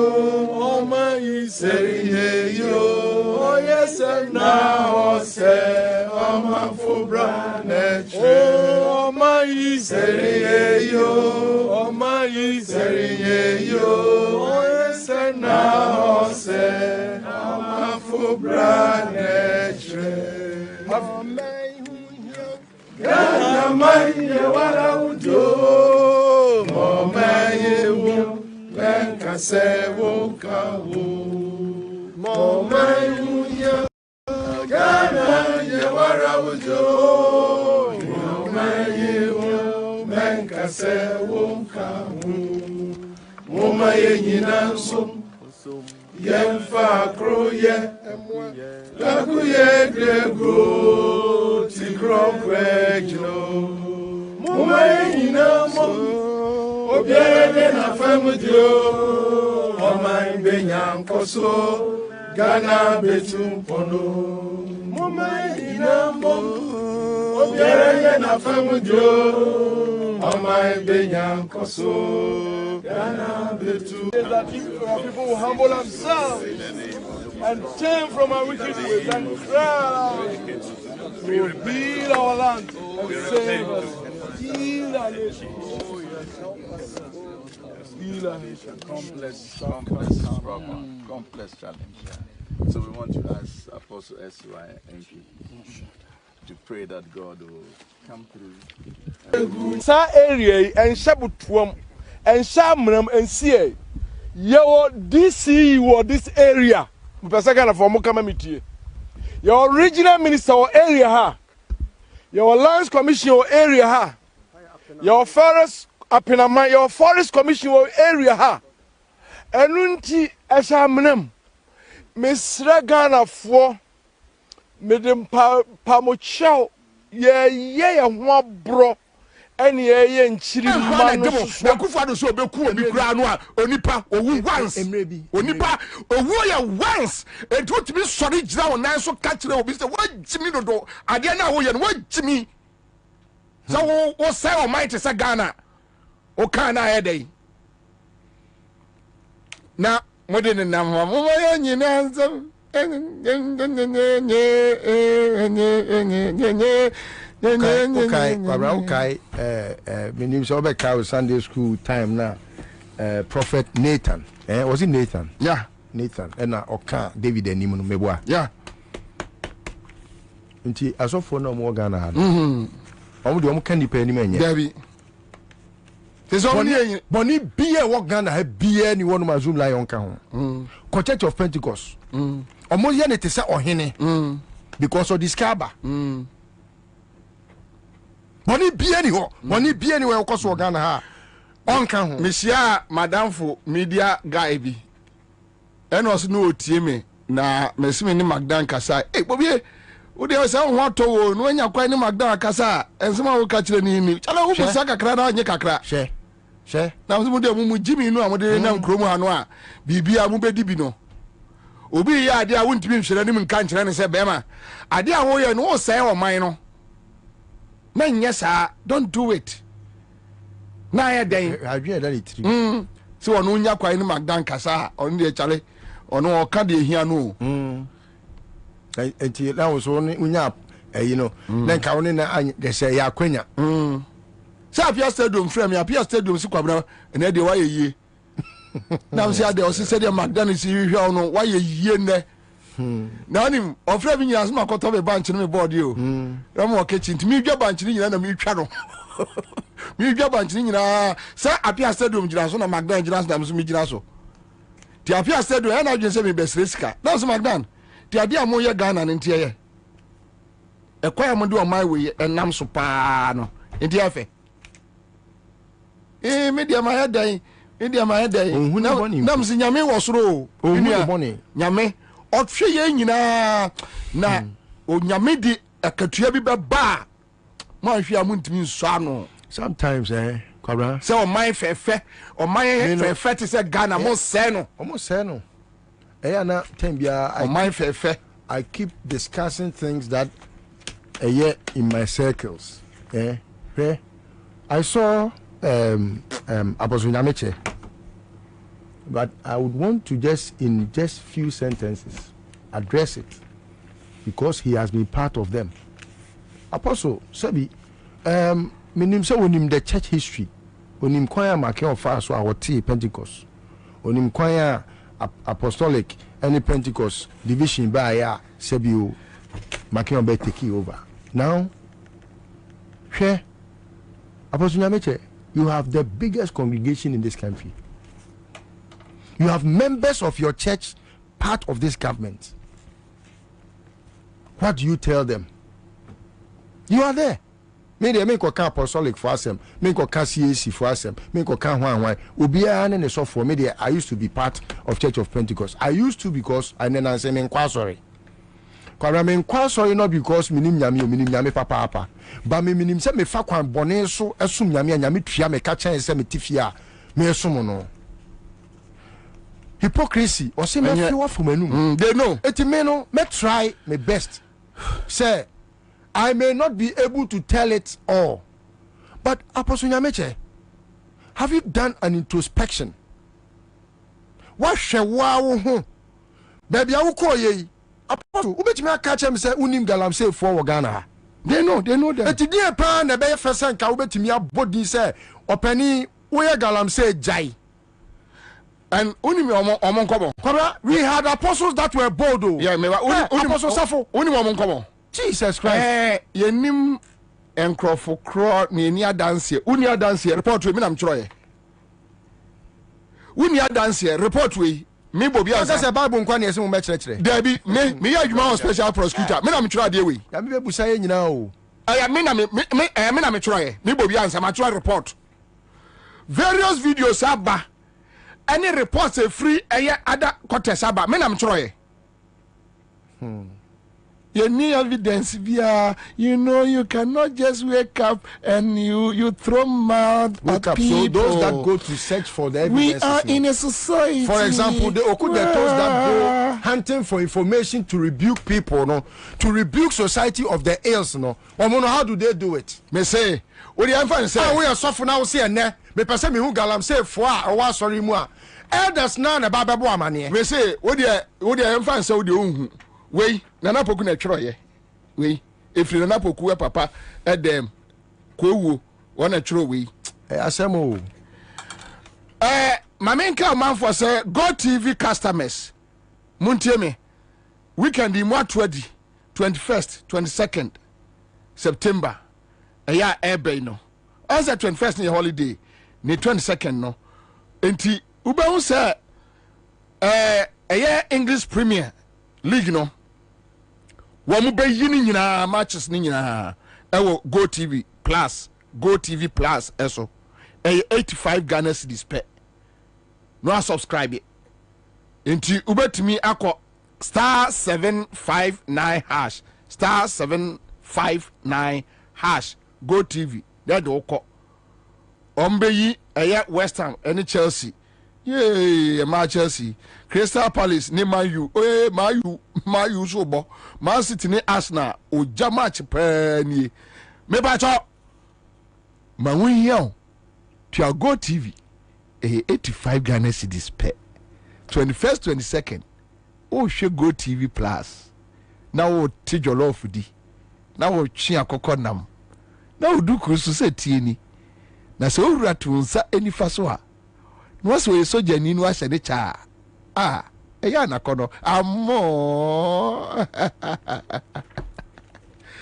Accra stretch 21st. Yeah, stretch. Yeah, fro abrubi pono 21st. One for one shimbia. Yeah, kwajaw. Yeah, wia. You could run lodge tavern ewo piduase. E hona amanfo komonchire. Ya tritriempum. Aye, Accra stretch 9th edition. Yes, stretch. The Lodge Tavern. One more 2016, 2017, 2018, 2019. say a year the best drinking bar of the year in Ghana. I womo adie womo agidin pa. Blockham Industries omo enade belakwa enso aba. Tango Prime Washing Powder. Ye bo mabaso. Greenfield Scientific Herbal Clinic. Woman de Bright Soldier and a Bright Garlic Plus abba. Floral disposable handkerchiefs. Woman de eba a year floral tissues. One Top chocolate spread. And a 3 wine. Bloom Medical Service. O say ye. Connect deodorant. Maunyasham. Chumatum. Multiple question ye. One a day a year quality meat excellence. Abba. A year Johnson Manufacturing Limited Company. One ya dear pa. See a bar a year antiseptics. A year nra one fra. One dia no your friend Ivies and Kuzis antiseptic. A year one dia ba. Mother's Kitchen was say your door. Casa mineral water. Num super. Ma wonton Smart View Eye Care was it a year bombarding so bekwa yaresa wani ho chicken man and pizza man ebi no mo tiri we chiri wono ai ye do mo as papa ants concept me ba be kan mo asema kire mo na mo amoni beje mo be firi na mo amu say yes omo ye gajo ai ants concept afei Maminka a Seahorse 50/50 engine coolant. Seahorse 50/50 engine coolant. Bow engine will buy radiator tank remane anye na chi. Afe ma engine nunkwa na enware. My engine is edafom baba na sikina baba ya tazo abindadi na chiki window mata abindadi enyani wasi aya C-Was 50/50 engine coolant or the 3367 aba and a 1090 coolant yes say Ghana for agiatum bebia yenwa na aircro o maimu aya lubricant shops ahodo ukwa benya before 0244 577 on sabet me come live on Accra 100.5 Citizen Show. So we are back here. Haruna Mohammed senior and was saying mass action Omo Elida is here and I feel so Liso is still in the house. Minia Akwaba Harun Akwaba. Okay, so Ora Sedun Ketia and Jomama raising issues about the EC Electoral Commission. I almost say demonstration 17th September. NDC across the country. Takra de for yo, ho for yo, half for yo. Baby, me say I'm penwo. Aha. So be better. Obi and you be a permission. Obi no be any asimbiaka. But there are serious issues. And for me to announce this, easy a catcher and this other opposition parties they say, Omunya auditing bia ne enya no chna. Even though anomalies in the voter register, illegal transfers, any figures be a free 2020, ababa fra 2024 voter register no. Even with that, omni auditing bia ne, omni auditing bia ochna. Another issue appear and say a man for Kasa omo the MPP party executives ni binaya returning officers. Niti through any Ashanti region.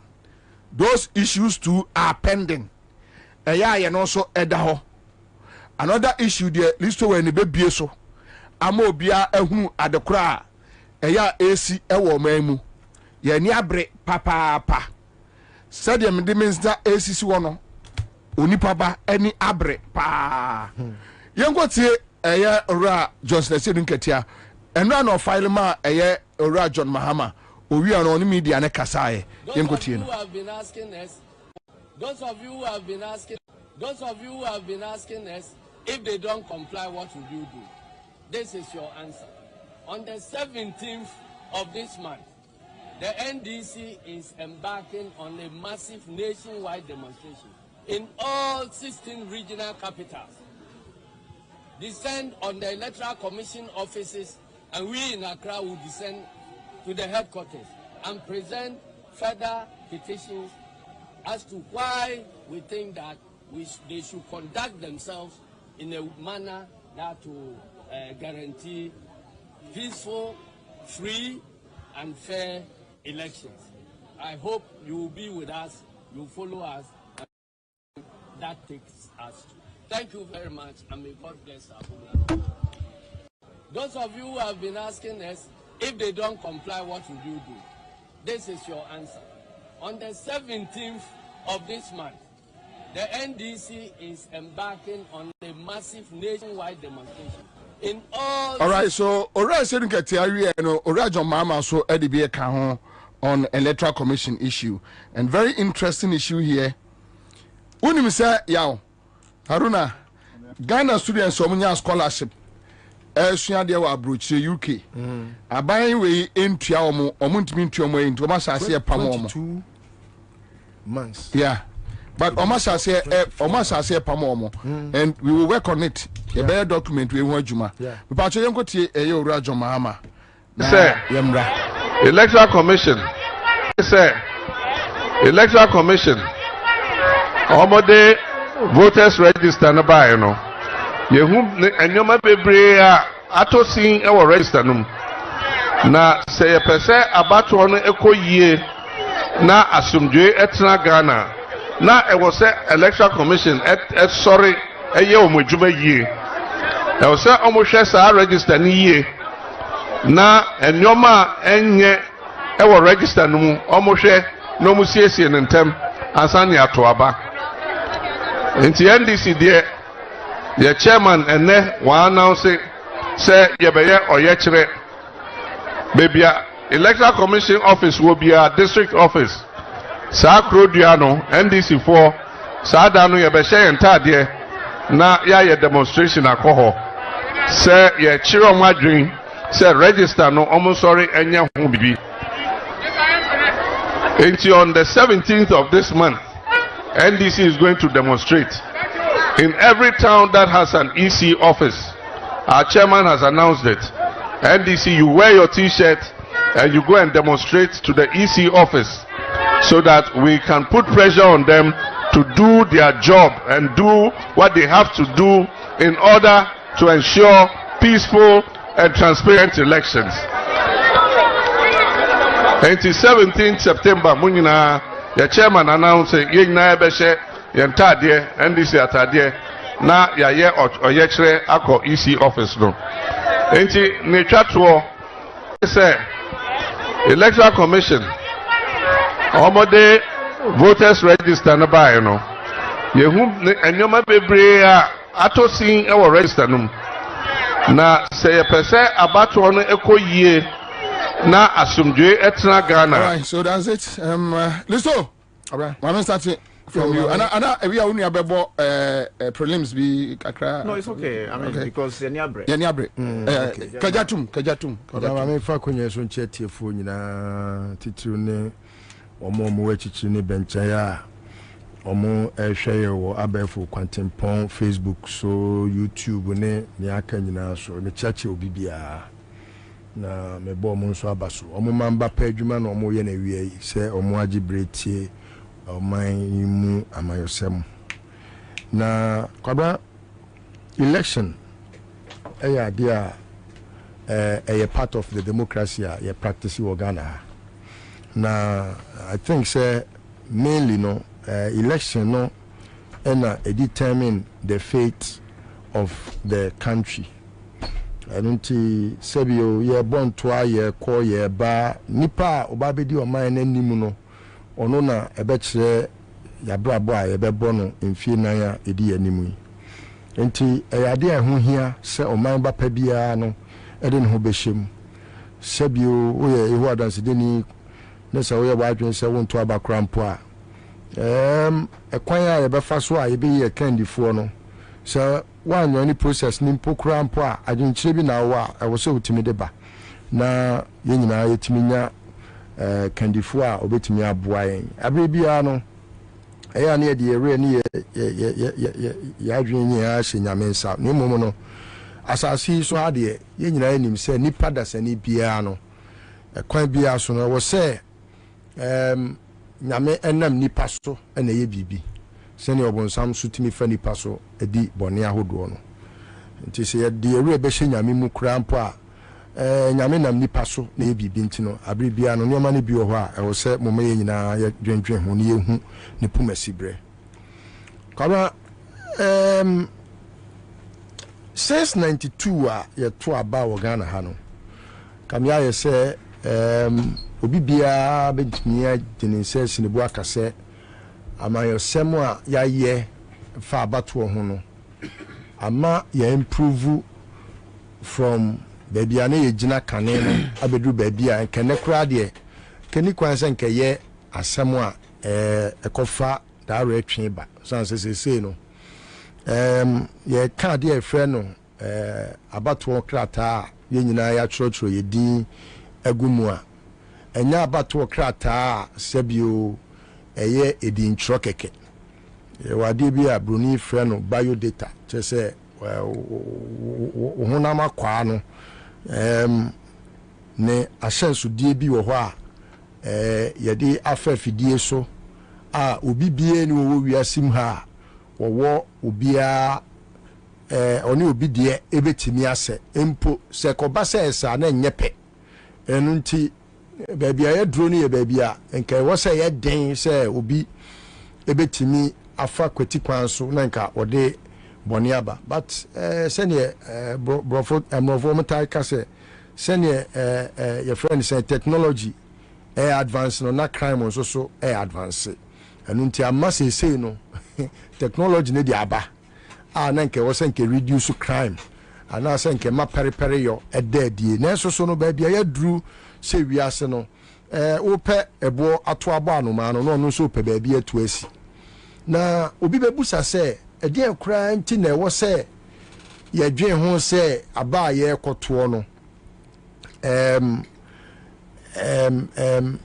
deɛ obɛdi nkonim no ɛho bɛhia yɛn sɛ wanto aba ma obi na obɛdi w'anim kan a ɛsiane sɛ ɛnyɛ wo na ato aba ma no nti no te sɛ deɛ na mampani akufo do yɛ mampani a onim aba a ɔno ampo koraa onyaayɛ a wɔde bɛyɛ mampani as we speak ɛyɛ Supreme Court led by Eni Yeboah judge na okoje $5 million bribe no won na say Akufo-Addo ye mampani se onya 10 and odi win ye so onya 2 so onya baako ebepem ne yenim emadodo Akufo-Addo nya ya odi ye mampani eti emma oye nioma esan se nya wo tumi ne kura no nti na ye ono a ne kwati kwan bi so no fa ye de nya tumi e de bedi wanim kanti no oye ade a onwe wo ho se wo ye Ghana ni se oye aboa se oye nipa onwe wo ho because enya wo tumi ne kura no ono a ne fa ne kwan so de be ye mampani nti ehu hia se oman ba pa bia no ebe ma na ye adehia se obedwen ekwan ye be fa so ebe to aba kabra. I have been part of a certain old regime. And I know say anyoma bi akoso in the past. Anyoma ni bi owa na sometimes difficult for me to mention in public. Not because I have any scintilla of fear say bia ebeye but when him say kwabna ade bi owa isia sabre no sene was it Paul ne kan say mi so na me ye me ne say akwala ena sabi say manyini anybody be over yeah not because we felt say but ne yeah or an opinion so say kwaya NDC afaso di o man anim for a very long time no free rollings apenso no e wo say kwan bia so a ye be fa ye betu no e wo see etu no eti kwabra me nim say especially in Ashanti region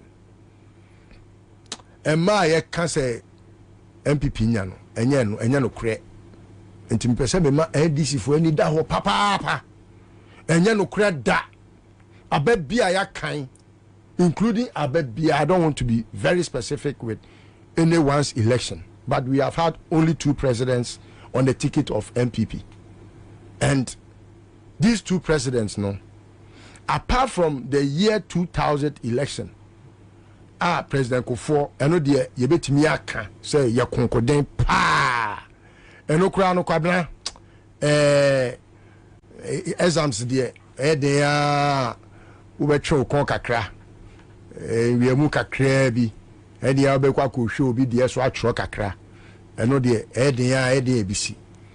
But Kwabena nipa, I can be very, very cocksure. The reason why I was very bold some time ago to say Kufuor Duntiminyam Mampeni da was because Kwabena, I knew say a system that we had created. Ye ballot paper, at the map polling station executives say almost staff a ballot no, to make sure say MPP benya more votes. We say how many polling agents do we have in every constituency? It will depend how many electoral areas. What you say? So, if say you have 10, now out of 10, no nipa be France nipa 10 no, obiya kurabe and mabe 5. Come di koguma say anywhere any 50. So I should be oh nipa 10 as executives, as polling station executives. Or the funny say baby you nipa 5. And our 10 electoral areas. The 10 electoral areas, no, times 5 polling agents and our polling station executives. Which is 50. Is 50. It's among Ashanti region, now among kind how many polling your friend is saying agents are your friend of polling station executives and the Ashanti region. That has been the status quo. Side church will be okay. Funny say me a polling executive, polling so and this is the branch. Almost friend a branch. And MPP friend the polling station executive. Now polling station executive no. Or no na said the say ye koto aba. Say obetimi a making sure say presidential no. Nipa na osi akan no obenya more votes because in PMP no. Nipa bebre into aba. Whether especially time wa buy was people also say Ashanti region nipa bebre into aba apathy ahito. Yes. I can use the 2008 elections for example. Here 2008 we had to set off myself. I remember I'm preaching with Mama Pat no na nam Kumasi Jomni e pachel say yem making sure say nipa beto aba. Ye kwa bebe omuhuru yen. In fact, body yenam Kumasi Jom body ho body area ho ye ko your friends say body ho no. Pempim bi ankofo si yes am pene. Wa kan yero kasa. Yes, am pene body because na quiet to say amemo ne hihye ne ntotoye ne bi no. Na ene ni pa ba fie. Ha na kaba. E ho no decision e take ye ne say was he making sure say betwa agum. E Kwabena obi o ho a obedwen say I've shared a secret. Fine. My own mind, Papa. I have repented. Amen. And Yankopon has forgiven me my sins. Allah. And you know, I am saying it just so that you better me any other ho. So obi ria bemua obeye mampania or treat your mind for no anyhow. Because anya utumi no and or the abeye mampani. And unti na Kufuor anya ni tumi. I will remind Ghanaians of something. Dentia Rojo was it Rojo now call only Kwabena Japan call yeah Rojo. Kwabena Japan was waiting for us to make sure you be party votes from Kumasi. And until I'm say bantima nyama met me tumra church siabubo obiedi, but I just want to leave it at that. If they dare me, I can do that easily because I have been part. I have been part of a very bad regime. And abebi why yaka say MPP nya stay ya enokre is not true. And the NDC ma omani na ho. Because say ukwa Ashanti region na meaning enkwofo they were part of yen staff ballota and then omo japa. Because but for them enka Kufuor don't mean mampani da. And 2016 they did it. 2016 omo ya no sabre no it was so obvious say I was saying NDC because want to me ko twa antro to NDC for so say omo de new yakugu hotel boys no more yes I didn't minimum bia. In fact, some of them have even fallen out with wound to me as I speak to you. Obi kura ko kan no ebu ne be wo radio so. Me was our tape no crash is here yeah. But these are things that have happened. They don't have organic votes. It's not true. Chamens are wiem obia including obia. MPs niveaus ni be me see omu wiem afa. Now, on that how do we go about it? I was say NDC man need that whole year. Obi koto ba emre bia no esi ukwan se wontimi nhwe ekwan a wofa so a wo de abana a wakoto no boot ni mu no ko shep nim ubetimi ahwe no because ebi ana odi bia hihye mu Kwabena ni ba bia na ye de hye emma omo de hye omo bra asese enti okwa odi ne sa hye ho anu ayi ya bobo ne dada ebi okra de iron e so na ye flat enti no flat na aye no wo de ba ko na afa na ye wo bobo no unse no because enya iron enti no wo de iron no de wo de iron apress no wo de tare wo de shemu a na de ko shemu a wo se eno no like so when aye flat pa enti sa wo pa on so ye hwia ba ne gu ho a we NDC ni hwia ba ne gu a me nka me NDC fo Ghana for mani eda ho opa mo soto no wo be hu se ebia ye flat pa de aye flat pa no wo de opa examine that sheet me minim ko for mo say this time no mo nye but you cannot believe human beings.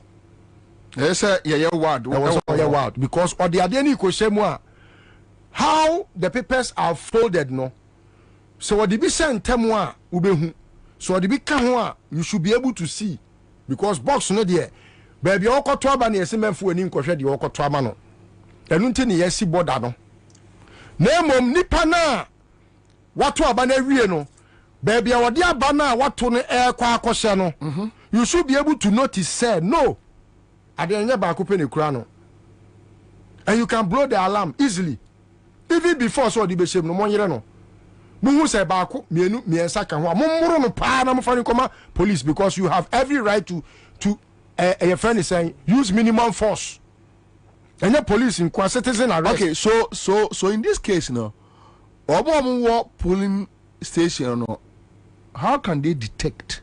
It's easy. Kwabena paper way you cry me I mean paper way being for example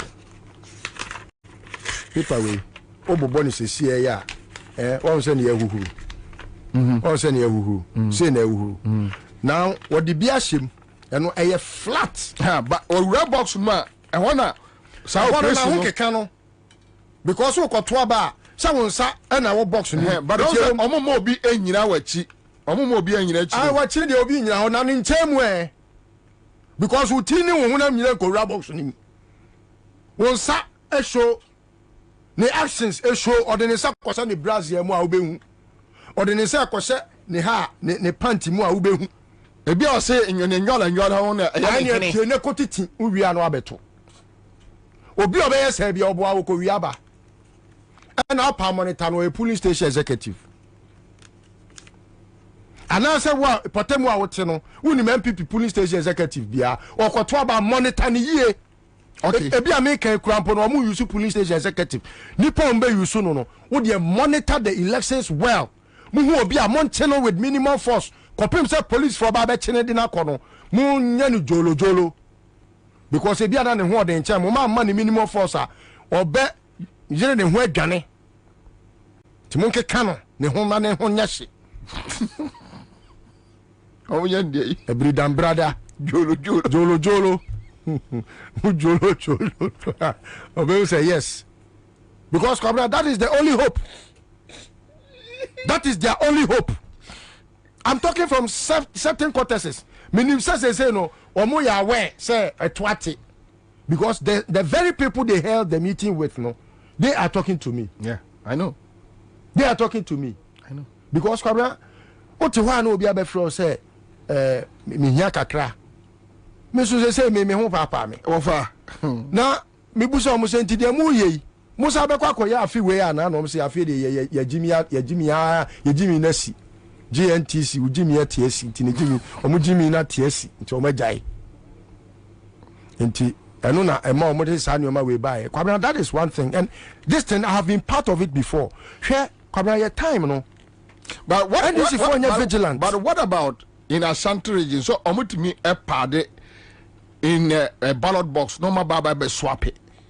Yes, no e wo ho, but the American partner the main thing, because I was in Kumasi weekend. Yes, and meeting Komobi swapping no omo ye wia and omo se yenya recount. What you say? Let us say onim say what the for ba be replace the old one no. Nti yenya recount no, it doesn't happen at polling stations. It always happens at the collation center. East collation center. Nti e ho no omo the ballot paper, omo the ballot for ba be fra, because for say bia omo hu say NDC a beat omo ba bia 100 votes or ba bia. No omo person making sure say omo so a beat omo ba some 200 votes. No omo akwa ba bia when in na ho no omo ni polling agent no, omo ni NDC polling agents na ye. Nti polling agent no ono na ede okoton NDC because ono dey asem tirim say Ashanti region dey dey anya more votes. And now mo ya mana sinke with MP NDC for no. Enti wa kra we PC krampa wa gya to mu say I say wo di say nya de a wo say wo win election no. Meanwhile there are places that Kwabena and can easy for NDC to win. Yeah. Because there are places they don't care whether you're MPP or not NDC. They look at who is coming because ebia papa we yenim senior was here. But say formula independent it me we need formula. Even with the presence of the president campaigning for exactly. MPP. Why won't it tell you NDC can win? Exactly. That's it. It's easy. And I keep on telling the NDC say a laziness. Perhaps and Amomo idea or Moya Ashanti region. MPP cannot call it a stronghold if Omo diligent at work. And true to my word, Kwabena Opa, Momo and put in just a little effort to be vigilant. MPP cannot count the number of votes they have counted ever. Ever. Just a little work to make sure say Omo di omeni be call polling station executives and now say MPP for omunim omunim say we are okoto aba MPP ni no say ma omo kwan ma omo fa bibia mfri omo atariem obi wo she long sleeve no kwa watutum etu opie ne batem na e wo ha na wo se obia no ade ne da ho no wayi okwa abo se wa yire na tare no watuma ma na kyekere no enti no ehye ho okoya oyi ya ebim de sweater pullover no on say the anu na is elastic no ehjem tubo so ya no ayi no de afra no de akotum enti make sure say what time a wato aba na wie na odi kotum no ma wani enko ho eno ye one Kwabena de to so biem e kwan yo mfa so wi abem won sa Excel sheet no ne de me pese omo ye accounting no komo betimi aboa with a board na nka ye di camera to so Excel sheet wa de bi a etimi amount negative a friend is a percentage enti na naka say kwai ba ko a ye di nkomo no can straight ayade ajemensa no person omo ede Excel no na account no Excel no there I know it's their plan.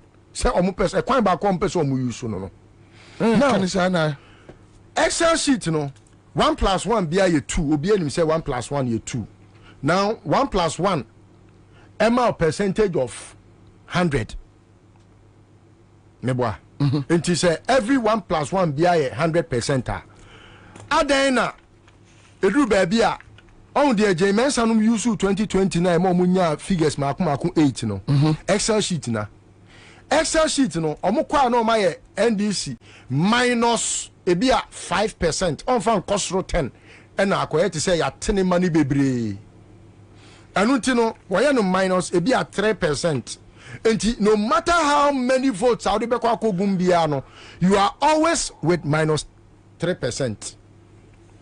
And the nominal values no, it be 100 plus 100. I was saying about 200. But the 100 plus 100 no, why you minus 3? And the a minus 6.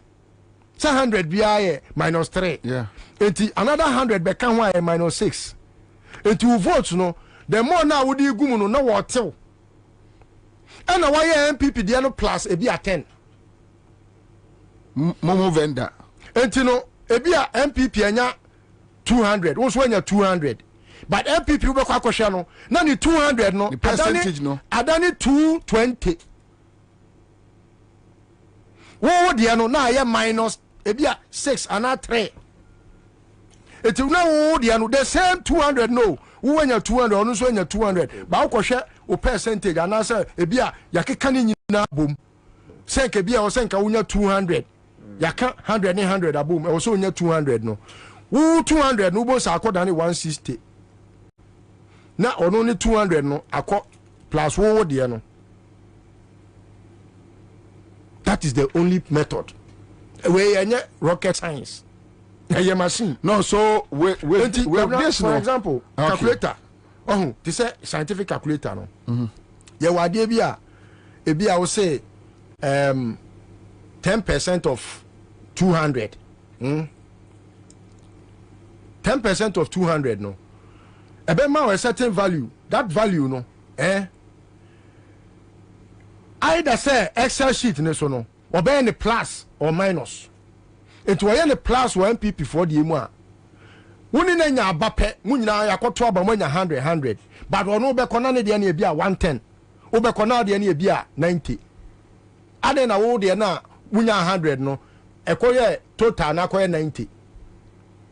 Ni nyina so about total ho.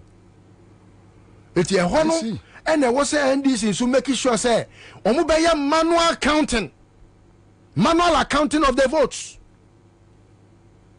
Because Kwabena say 1 plus 1 ma 2 a okoye no Excel show Excel sheet is wa 2 ni betimi adane 1.7 because we ma negative bi. Yeah, no matter how many votes are the begumu no wo percentage a what or tia esa kote wo total ne so Excel for one there. Obi sending me say Bobie the Excel calculation is so true. I know how to use it. It's true. This is something that has happened before. In 2020, that is what they did. It is also boy they both pulling agents no and but another one or use yepa Excel no. Into the answer the system the be Excel system. Okay. His system no. So on person say ini digital. It is Samia whose hope is on this Excel sheet. I see. Say we use Excel sheet now. So what hobby? We pull agent hobby. And when him say a figure munya and ya boni nyina ahyem. Obeko ba bia na pepepe but total no. So no fa the calculator no calculate here. Obenya more than the Excel sheet na provided. Because on only calculator no minus be any so. But Excel sheet ne there ya minus also. It is a one manual calculation of number of votes awunya ya. Now the when you to Excel sheet ne so say the abobedwam obi ani tua yaka enti total ne MPP total ne MPP de the plus bibia ka ho NDC de ne ya minus. It would the 100 gum cry minus So a certain but percentage. Can NDC resist that process? How will you use a quality? You can resist it when you have calculated yours manually to see say no correct. Then you can resist it immediately. But over calculate here we know. Or smith me do I am above park court. There be on can say won't mean say. Say wo ya no wo wudina ho bi na won so wo ya wo de. Enti nkwan kwatra won nyetebo. Enu nti na wo samode obi a oni mass. Yes. But whatever it is no. Which will be yakra no per the process now what say no. That will be and also ubehunu say what the plus and MPP for the and you should use the same process. T. Oh, kwa for Excel sheet ni biko laptop no unsu will be. Unsu be Excel sheet or 200 abo. Unsu crap paper ni be 200 bo. Bo MPP su 200 shame. We abusansa then na wo the Excel na ma we. No so ni Excel na ma we. Also made my car. Want me asa Canadian tin na nipa wo minimum force. Minimum force. I'm just here no meka. There you. Ade we di calculate yeto. Meba. Eto na oti ene say nipa na wo kwakoye pulling your friend is saying way officer kra am friend is saying oh returning officer MPP for nko a hwe ko na me very typical example on asem na see wo time a mo to adwo so aba no ya kwada so MP no wo koma bribe no na OSP investigate subject no uni mo ko beli nkofo mienu na ye koma o musika no omo nyina MPP executives MPP executives, you can say it on authority. Me say, omo na beka kire mi o. Anya say bi kura makote no ba bi o. Omo ankasa na say omo executives ene bebeli omo. Omo yenu nya MPP for. I know them. Omo nyina MPP for. I see. Etino, Ansah na wo kura wo kwa akansie no. You have to know say enya woni honam ni moja keke na enya because returning officer no MPP ni opa returning officer no wonim de beating for pa e covid time na ye kwoto aba no na o hye nose mask enti utumi hu se MPP ni we wo ha but o hye nose mask nti hu no by this time no e kanye san kakufa do ko we poto hwe o kai se asonase obi koye ballot staff ma ye chi no nko mu bu naku no okay yeah enu abi na wo se NDC for ye because o de ba ku pekotu mu a wo behu nipa ya maboboy ebi shemu a wo se be pufu dodo me boa yeah today na wo but the Excel trick no ye very dangerous Excel no another one I know the Ansah etu se wa sheda atwe NDC for adwen afiri so se ono no o use Excel o be use Cora draw ye the drawing Kwabena ye fa nya calculation to you o wa dwen afiri o se Cora draw na o wa be gina bonten wo se wa bon wa sheda ye no ye friend sheda bodam wa sheda she is intentionally letting you feel say onim ne o ye ba onim de o ye it's Excel sheet no and also another Kwabena the most important one now boss so can say any kwan say obi a referee or she will be jesi now to get that done no it will come at a very late hour but I was here mutiminya across especially Ashanti region ni baby biano mutiminya womo album no because the reason why they are insulting us with breaking the 8 and all that nonsense no I want to me say they have 1 million ways of rigging the election no winning the election no is because they know say womo ni MPP4 and like NDC4 ni MPP4 electoral commission and kwa akoye abano ekoto abano enti no pulling returning officer no or MPP ni yeah nipa na o tete paper no or MPP ni now the obeti paper na ma the oba no yetimi ka che say we MPP ni a ebi a we oba ebi aka wano red fa red ka wano we MPP ni nkwa de odu obeti mienu ama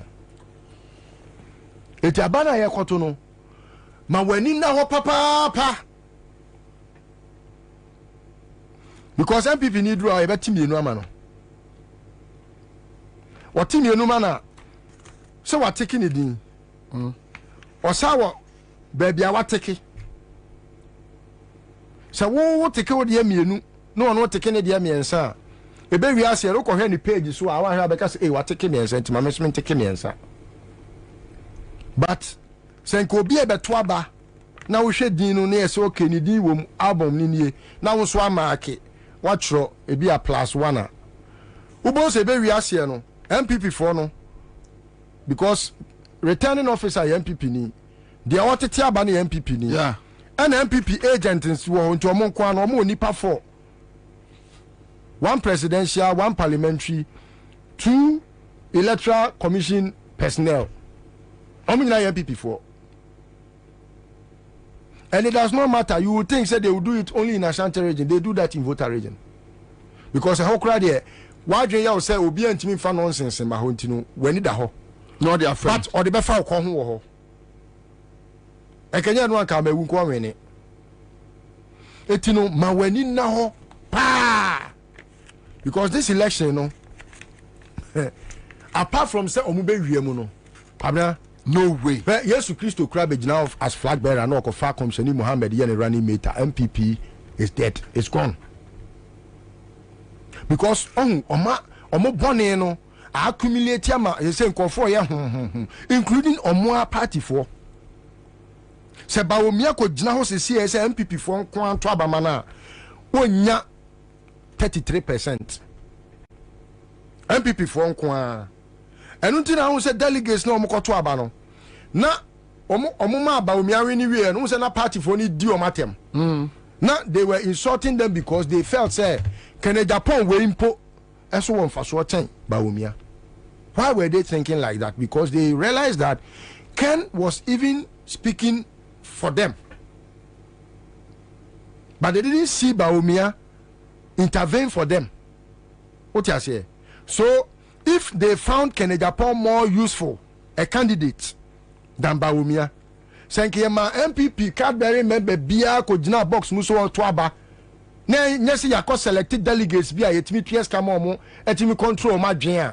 You should have known, say the way Baumia about 67%, no, yeah. And can no be Kennedy Japan there because the masses in the party were rooting for him, but because they controlled a large number of people, you delegates nintino and a maba we no and untina nanse wahwe a say Alan Chematin say o cook masia or a very large following, yeah, and it's very organic because Alan oni sika bia watch Baumia crowd no a sponsored crowd because okwa obenya t-shirt you be money 50 Ghana rented 100 and these are rented persons are omuba be say just for almost the ombenya like Paluta said also continue levy. But you know that is how it has been. You can ask Kwabena Japan if he will be sincere to himself and his God because also a Christian. Ask him say has he ever rigged any election? If he says no, may tender never strike. All right, so I'll come back to you. Lucky Kwabena Philip says, good afternoon. First watching you live, but I always listen to your show. You are doing a great job. Keep the fire burning. Greetings from me to your panel list over Wani. All right, okay. Lydia Akam says, listen, please do this education continuously to open our eyes. So now, as will be our fin any high. Would that you say, referee with trains? Referee who trains with and play friendly matches for your opponent. What else do you expect? Okay, Basab GH is here. Sari says, we will fight them with our last blood. If the AC try to rig this election. Okay, so Muhammad Malba says, Commander, what my brother Liso is saying is very, very true. The Excel sheet is also called spreadsheet. Yeah. Okay, all right, so or Google Sheet. Okay, Kofi Simon says, more revelations. Tell us more. Listo one and Akpoku. Bravo. All right. Lydia Kam says we know that Baumia is not capable of managing his own party, let alone the nation Ghana. Okay, so Kofi says Liswan and Akusipoku has opened the secret valve. Them say Ebuba ta ta ta ta ta ta ta. Then this must be aware. All right. Alfie says Listo is a legend, very smart guy. Thank you, Listo. All right, Obintu was Comeliso well. Allah, except trick na Pascal. Lydia Kamis here, Ebenezer Mukhtar Listo. What Bobie is saying is true. He said will never listen to the pressure that will come from the NDC. Just almost is almost so some mampam. Okay, Bright. TV says, Commander, it is good the return officers, MPP people. This will make us to be more vigilant come election day. Then I have this friend here. I was sending him a message. Bobie, recounting of ballots is by law done at the polling station. Only when recounting is done twice at the polling station and there is dispute about the figures before it will be escalated to the coalition center. The problem of NDC is the caliber of their agents they recruit, especially in Ashanti and in the eastern region. Another smart move by the MPP is always fixed MPP members as agents of the smaller parties aligned to them. Hence, MPP agents always outnumber NDC agents. Even majority of the so-called observers, such as Kodeo, are pro-MPP. It is always a dicey situation. Okay, all right, so we will check all those things and see how we will do with those operations. Solo says, Bobie, during sorting of the ballot papers after voting has ended, when you see 4-5 ballots stuck together in the box, it is a sign of rigging process. That's true. We will train our agents to counter it. It's true. I want you know what you no te say we no Kwabena we no na omo ede de watu no fie dada no ahyem to de shema no amoa no na akɔhyem finfin e na se se ade a wode tutum baako de nya ade e wo se ebitimi kɔhyɛ bi mu saa okay nti no wo kyekire mu all right so that's it. But Ansah na aminu abeba no, we will assure every Ghanaian Ghana ni bia otie across the country, NDC, PNC, CPP, wan onyame ya aduma endru December ekoto aba no ye be provide NPP regional albums from Upper East, Upper West, Ashanti, Eastern. Ye ni nyina baba be gukrom abo bia nya bi na mo hu no executives denim because albums no executives nyina anim wom ye be provide ni nyina munya abotre ye be publish me be kwa proposia NDC MPP albums no me publish ni nyina mamo na so botom uko police station wona hwem na say return officer the MPP ni a momo ojoro okay yo ojoro ye be publish ni nyina mamo obi a wotie ye bia no mon count on us. Yes, ye be yes adwuma we NPP albums Eastern, Upper West, Upper East, Savannah, Tamale, Border, Ashanti, Bro East, Greater Accra. You be publishing in a bear mama, a bear sini. A bear said a motion movie. You be publishing in Amamo. Neso bottom. Police station abakwa kwatuaba. What you are banning ya mo mu jida na mo bia na mo hwehwe o mo return officers no show mo anim saa wa seche wo de ahwe na bodwini din se mu hu obia sa wo ye MPP executive or ye return officer joro simple minia kajatum NDC demonstration Ghanaians versus easy. Yes, Michia senior Lister, say 2 weeks na yen share and Michia etefo Kwabena mamemfa apunya na congratulate your senior comrade Bernard Mona emerging as the flag bearer and the leader of People National Convention PNC, my former party. Your former party? My former party, yes, PNC. Wajai? Majai Chakra. What's your are you an MPP? Oh, me a freelance politician. But Obianim, baby, I mean, Minia Hunto. Ever for me your party. That's right. Nyamia Duma. Come. Bobie, NDC announced nationwide demonstration against EC. The summer said EC has done harm than good.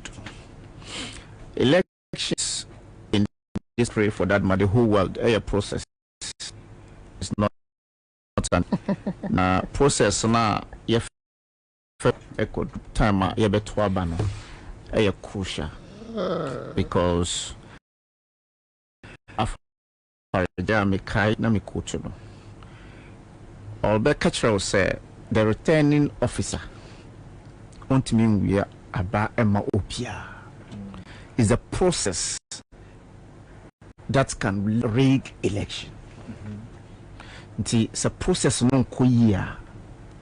will never produce a credible register, and without credible register you can never say the elections results is credible.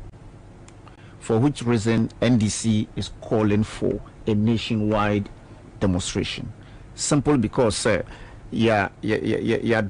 the attention of the EC and, for that matter, the Electoral Commission, but they are adamant to the voice of reasoning.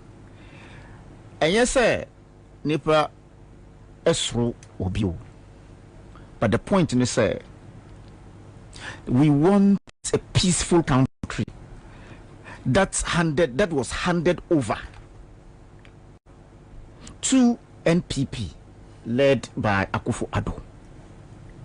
So it's the same peaceful country that Ghanaians are saying, sir, AC make sure that don't create problem for Madana, so that come 2024 elections, at least MPP would hand over as it is to His Excellency John Dramani Mahama. So enunti na yes that illegal transfers na oye no. NDC say sa illegal transfers na oye no. Sa nkodwin hu enya dipa e ade a e illegal e koso dia e ade a ebe ha o man Ghana. Yem bi say hu amanfo a omotie yen. Yem bi say hu say nia NDC eka no e ya anokre ana eyentro na eyentro a eyade a ebeboa oman Ghana ana ede a ebeha oman Ghana. The over bloated register na yeka no ewomu say there's no way that we can have a register that is 100% credible. There's nothing like that. Even in the developed world, there can't be some minor. Yeah, we are elections register even the exhibition day kura obi mewu. Yeah, right. Even election day. So there are series of events that occasioned the issuer NDC is rising to the occasion. Now, me as a leader of Mass Action Committee, we were in 2015 in summer na SCA to the extent say yewura that's de facto Prime Minister of Nana Akufo-Addo of presenting who say yambono just for recognition sake. What was the reason? It's the same issue. So young auditee register no and I register and I say we should go by the Supreme Court ruling. Say we should audit the voter register. Yeah. We should not change the voter register. The same register, the same register produced Nana Akufo-Addo. The same register produced Nana Akufo-Addo. Register now, the Prime Minister offered himself for beating Sono. The same register produced the President. minimum force. What you say? So the logic behind this, say, no matter what we do, there must be some pocket of issues regarding this, and for the reasons of say the listening chairperson of EC, no, I say the reason behind no say the CI 91 now your passing no was to bring and build consensus amongst the political parties. So if for any reason a political party is raising a concern, say there is something fishy, you need to listen to them. Upon listening to them, no, you explain to them, say, okay, what do you think? Look, to Jojo and find solution so that Ghana will be peaceful and hand over peaceful election country to Nia Odi. Also, you see this opening. So what is it at all? Then in the register no, that you do not want to open it again because we are exhibition no. The exhibition is there to say who issues be about that register. No. So if you don't want, you don't even exhibit. Audit. Anamiwa, what could be a register? Say yankoye exhibition. Yeah, exhibition. Me to abawo yape kusogo ewo mikrom your friends saying Zanzugu polling center. And I would transfer my vote illegally to Nyankpala. Abra, I am not ready to even transfer my vote. Me report I will see to hell. We don't care. Minko honko tuaba. Is it fair? Ghanaians say aumutie yen Miss Yesramo. Adia jimensa ni kuno ni Akufo-Addo ya no. Eye. Jimensa ni kuno. Karamia foresee trouble. Because it doesn't make sense. But all the same, no. There are events before the elections day. There are events. One, transportation of the ballot box is an event.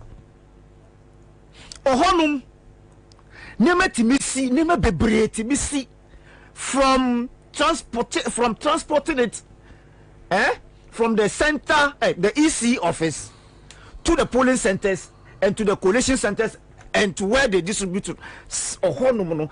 There are issues there. Vigilance Ohonum. The second point, say EC say penny MBA biom, penny and auditing biom, penny yenja. But the point is the from saying the agents, for that matter, the from saying the elections. I disagree. Yenja is ne, enja is china. You see. You cannot say agent no agent no ne credible said day. Na register near the to aban floor said the yehu agent no obetna I say simple penny. You not agree today, tomorrow and forever. Let me tell you something. The register is not good. Yejia to Musa is not good. Meboa. Yeah. Nienti na enye good. We identify those things. Omo is no identify. Very good. And you'll be so if you identify and you feel say there's no way you and I can prevent it, the elections day, no, that is where the vigilance will come to play. Because you see, we are who on feel. And they are vigilance. Very good. The vigilance here. One mark on crop for your stronghold. Omo said that across the Bebao. Sebea. Oba you wudin sa onu wudin na 5 for kwakwakobo. Good. That's what the say you vote. Or the say you baby or no what data nim so betimi awinia just to suppress your what do you do? Yeah. Commander, in 2008 in the Ashanti region there were areas 99% voter turnout and see that. In the Volta region there were areas that we got 100% and see that. At the end of the day, no, they used two regions to win elections in this country. If I ever see 2 regions. That's what I'm telling you, sir. At the end of the day, no, we the Ghanaian will let them understand. Say, that's what I'm telling you. Sir, the voter register is for all of us. Who suppress me here? There are other places you cannot suppress them. Like where? Good, like in the northern region. I know my name. Okay, it's in police station A. Now my name is in police station B, and I know very well that you and I know. Said my name appeared here. I didn't ask that it should go there. And I go there to vote, and they tell me, said there be how do I go cross that time? The only reason for the answer. So Yechechia Ashafo a Citizen TV Ghana. All right, about 2 p.m. 2 p.m. to 6 p.m. at them Citizen Show. Yeah, they bring on Citizen TV Ghana. Me pacho obo Citizen TV Ghana pa na bie na dem na Citizen Show na dem Citizen Show with Kwabena Bobie Ansah. Not to be able to vote, and they say you as the EC pair, like the presiding officer, would deny me the access to the register. And yes, I said I would not go to B. I am going to vote in A. And yet, that is what will happen. No, hold on. That's why you vote. No, and I have my evidence. That's what I'm saying. No, there are people who would not vote based on the fact say Medini Ho. Okay, so you are talking about manual. That's what I'm telling you. Okay. But the point is that whether you like it or not, we cannot. We will demonstrate our anger. But can you belabor the fact say easy 1 year I won't vote in 92? That's what I'm telling you. Say and was say money obey. I was say money meba obey no onya. What would you do? Would you go and vote? So let's devise strategies. I'm telling you, sir, let's divide a strategy. You have your plan B. In the event, say on penny on yet because wasinesu on yebium. What do we do? So let's look at the places where there are thievery. And like I said, the elections in this country, for that matter, the whole world, is not an event. It's a process. So the process from where you transport, I am telling you where near Timisi. Not even the register. So the register is credible and you're credible and they want to steal you. They will steal you. I want to find out. So, like you mentioned, yes, Wako within our polling station A. Yeah. Within him. Yeah. How do you vote? Wabra within him. Because presiding officer no buy no. We be a book within him. Chaos na debeba. And NDC MPC chaos beba Ghana.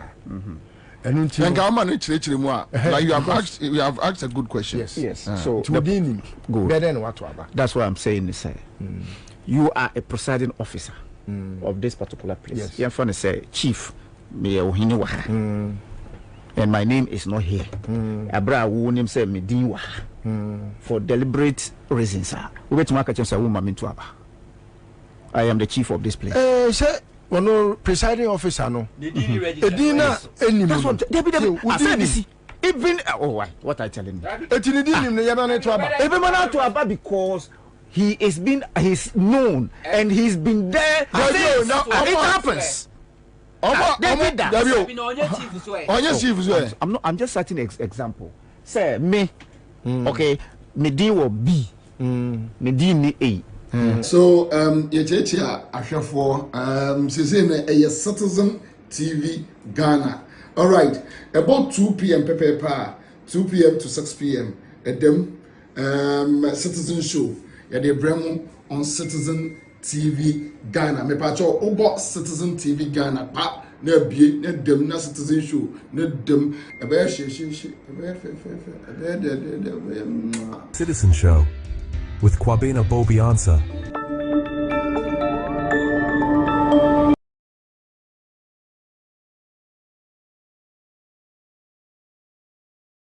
So Yechechia Ashafo a Citizen TV Ghana.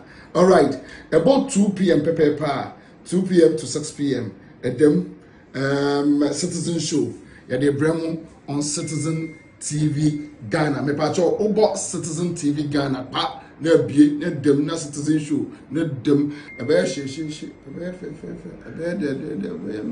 Citizen Show with Kwabena Bobie Ansah. So yechechi ahwefo sese na Citizen TV Ghana. All right, about 2 p.m. Pepe 2 p.m. to 6 p.m. Edem Citizen Show. Yade bremo on Citizen TV Ghana. Me pacho obo Citizen TV Ghana pa na bie na dem na Citizen Show na dem ebe Citizen Show with Kwabena Bobie Ansah. So yechechi ahwefo sese na Citizen TV Ghana. All right, about 2 p.m. Pepe 2 p.m. to 6 p.m. Edem Citizen Show. Yade bremo on Citizen TV Ghana. Me pacho obo Citizen TV Ghana pa na bie na dem na Citizen Show na dem ebe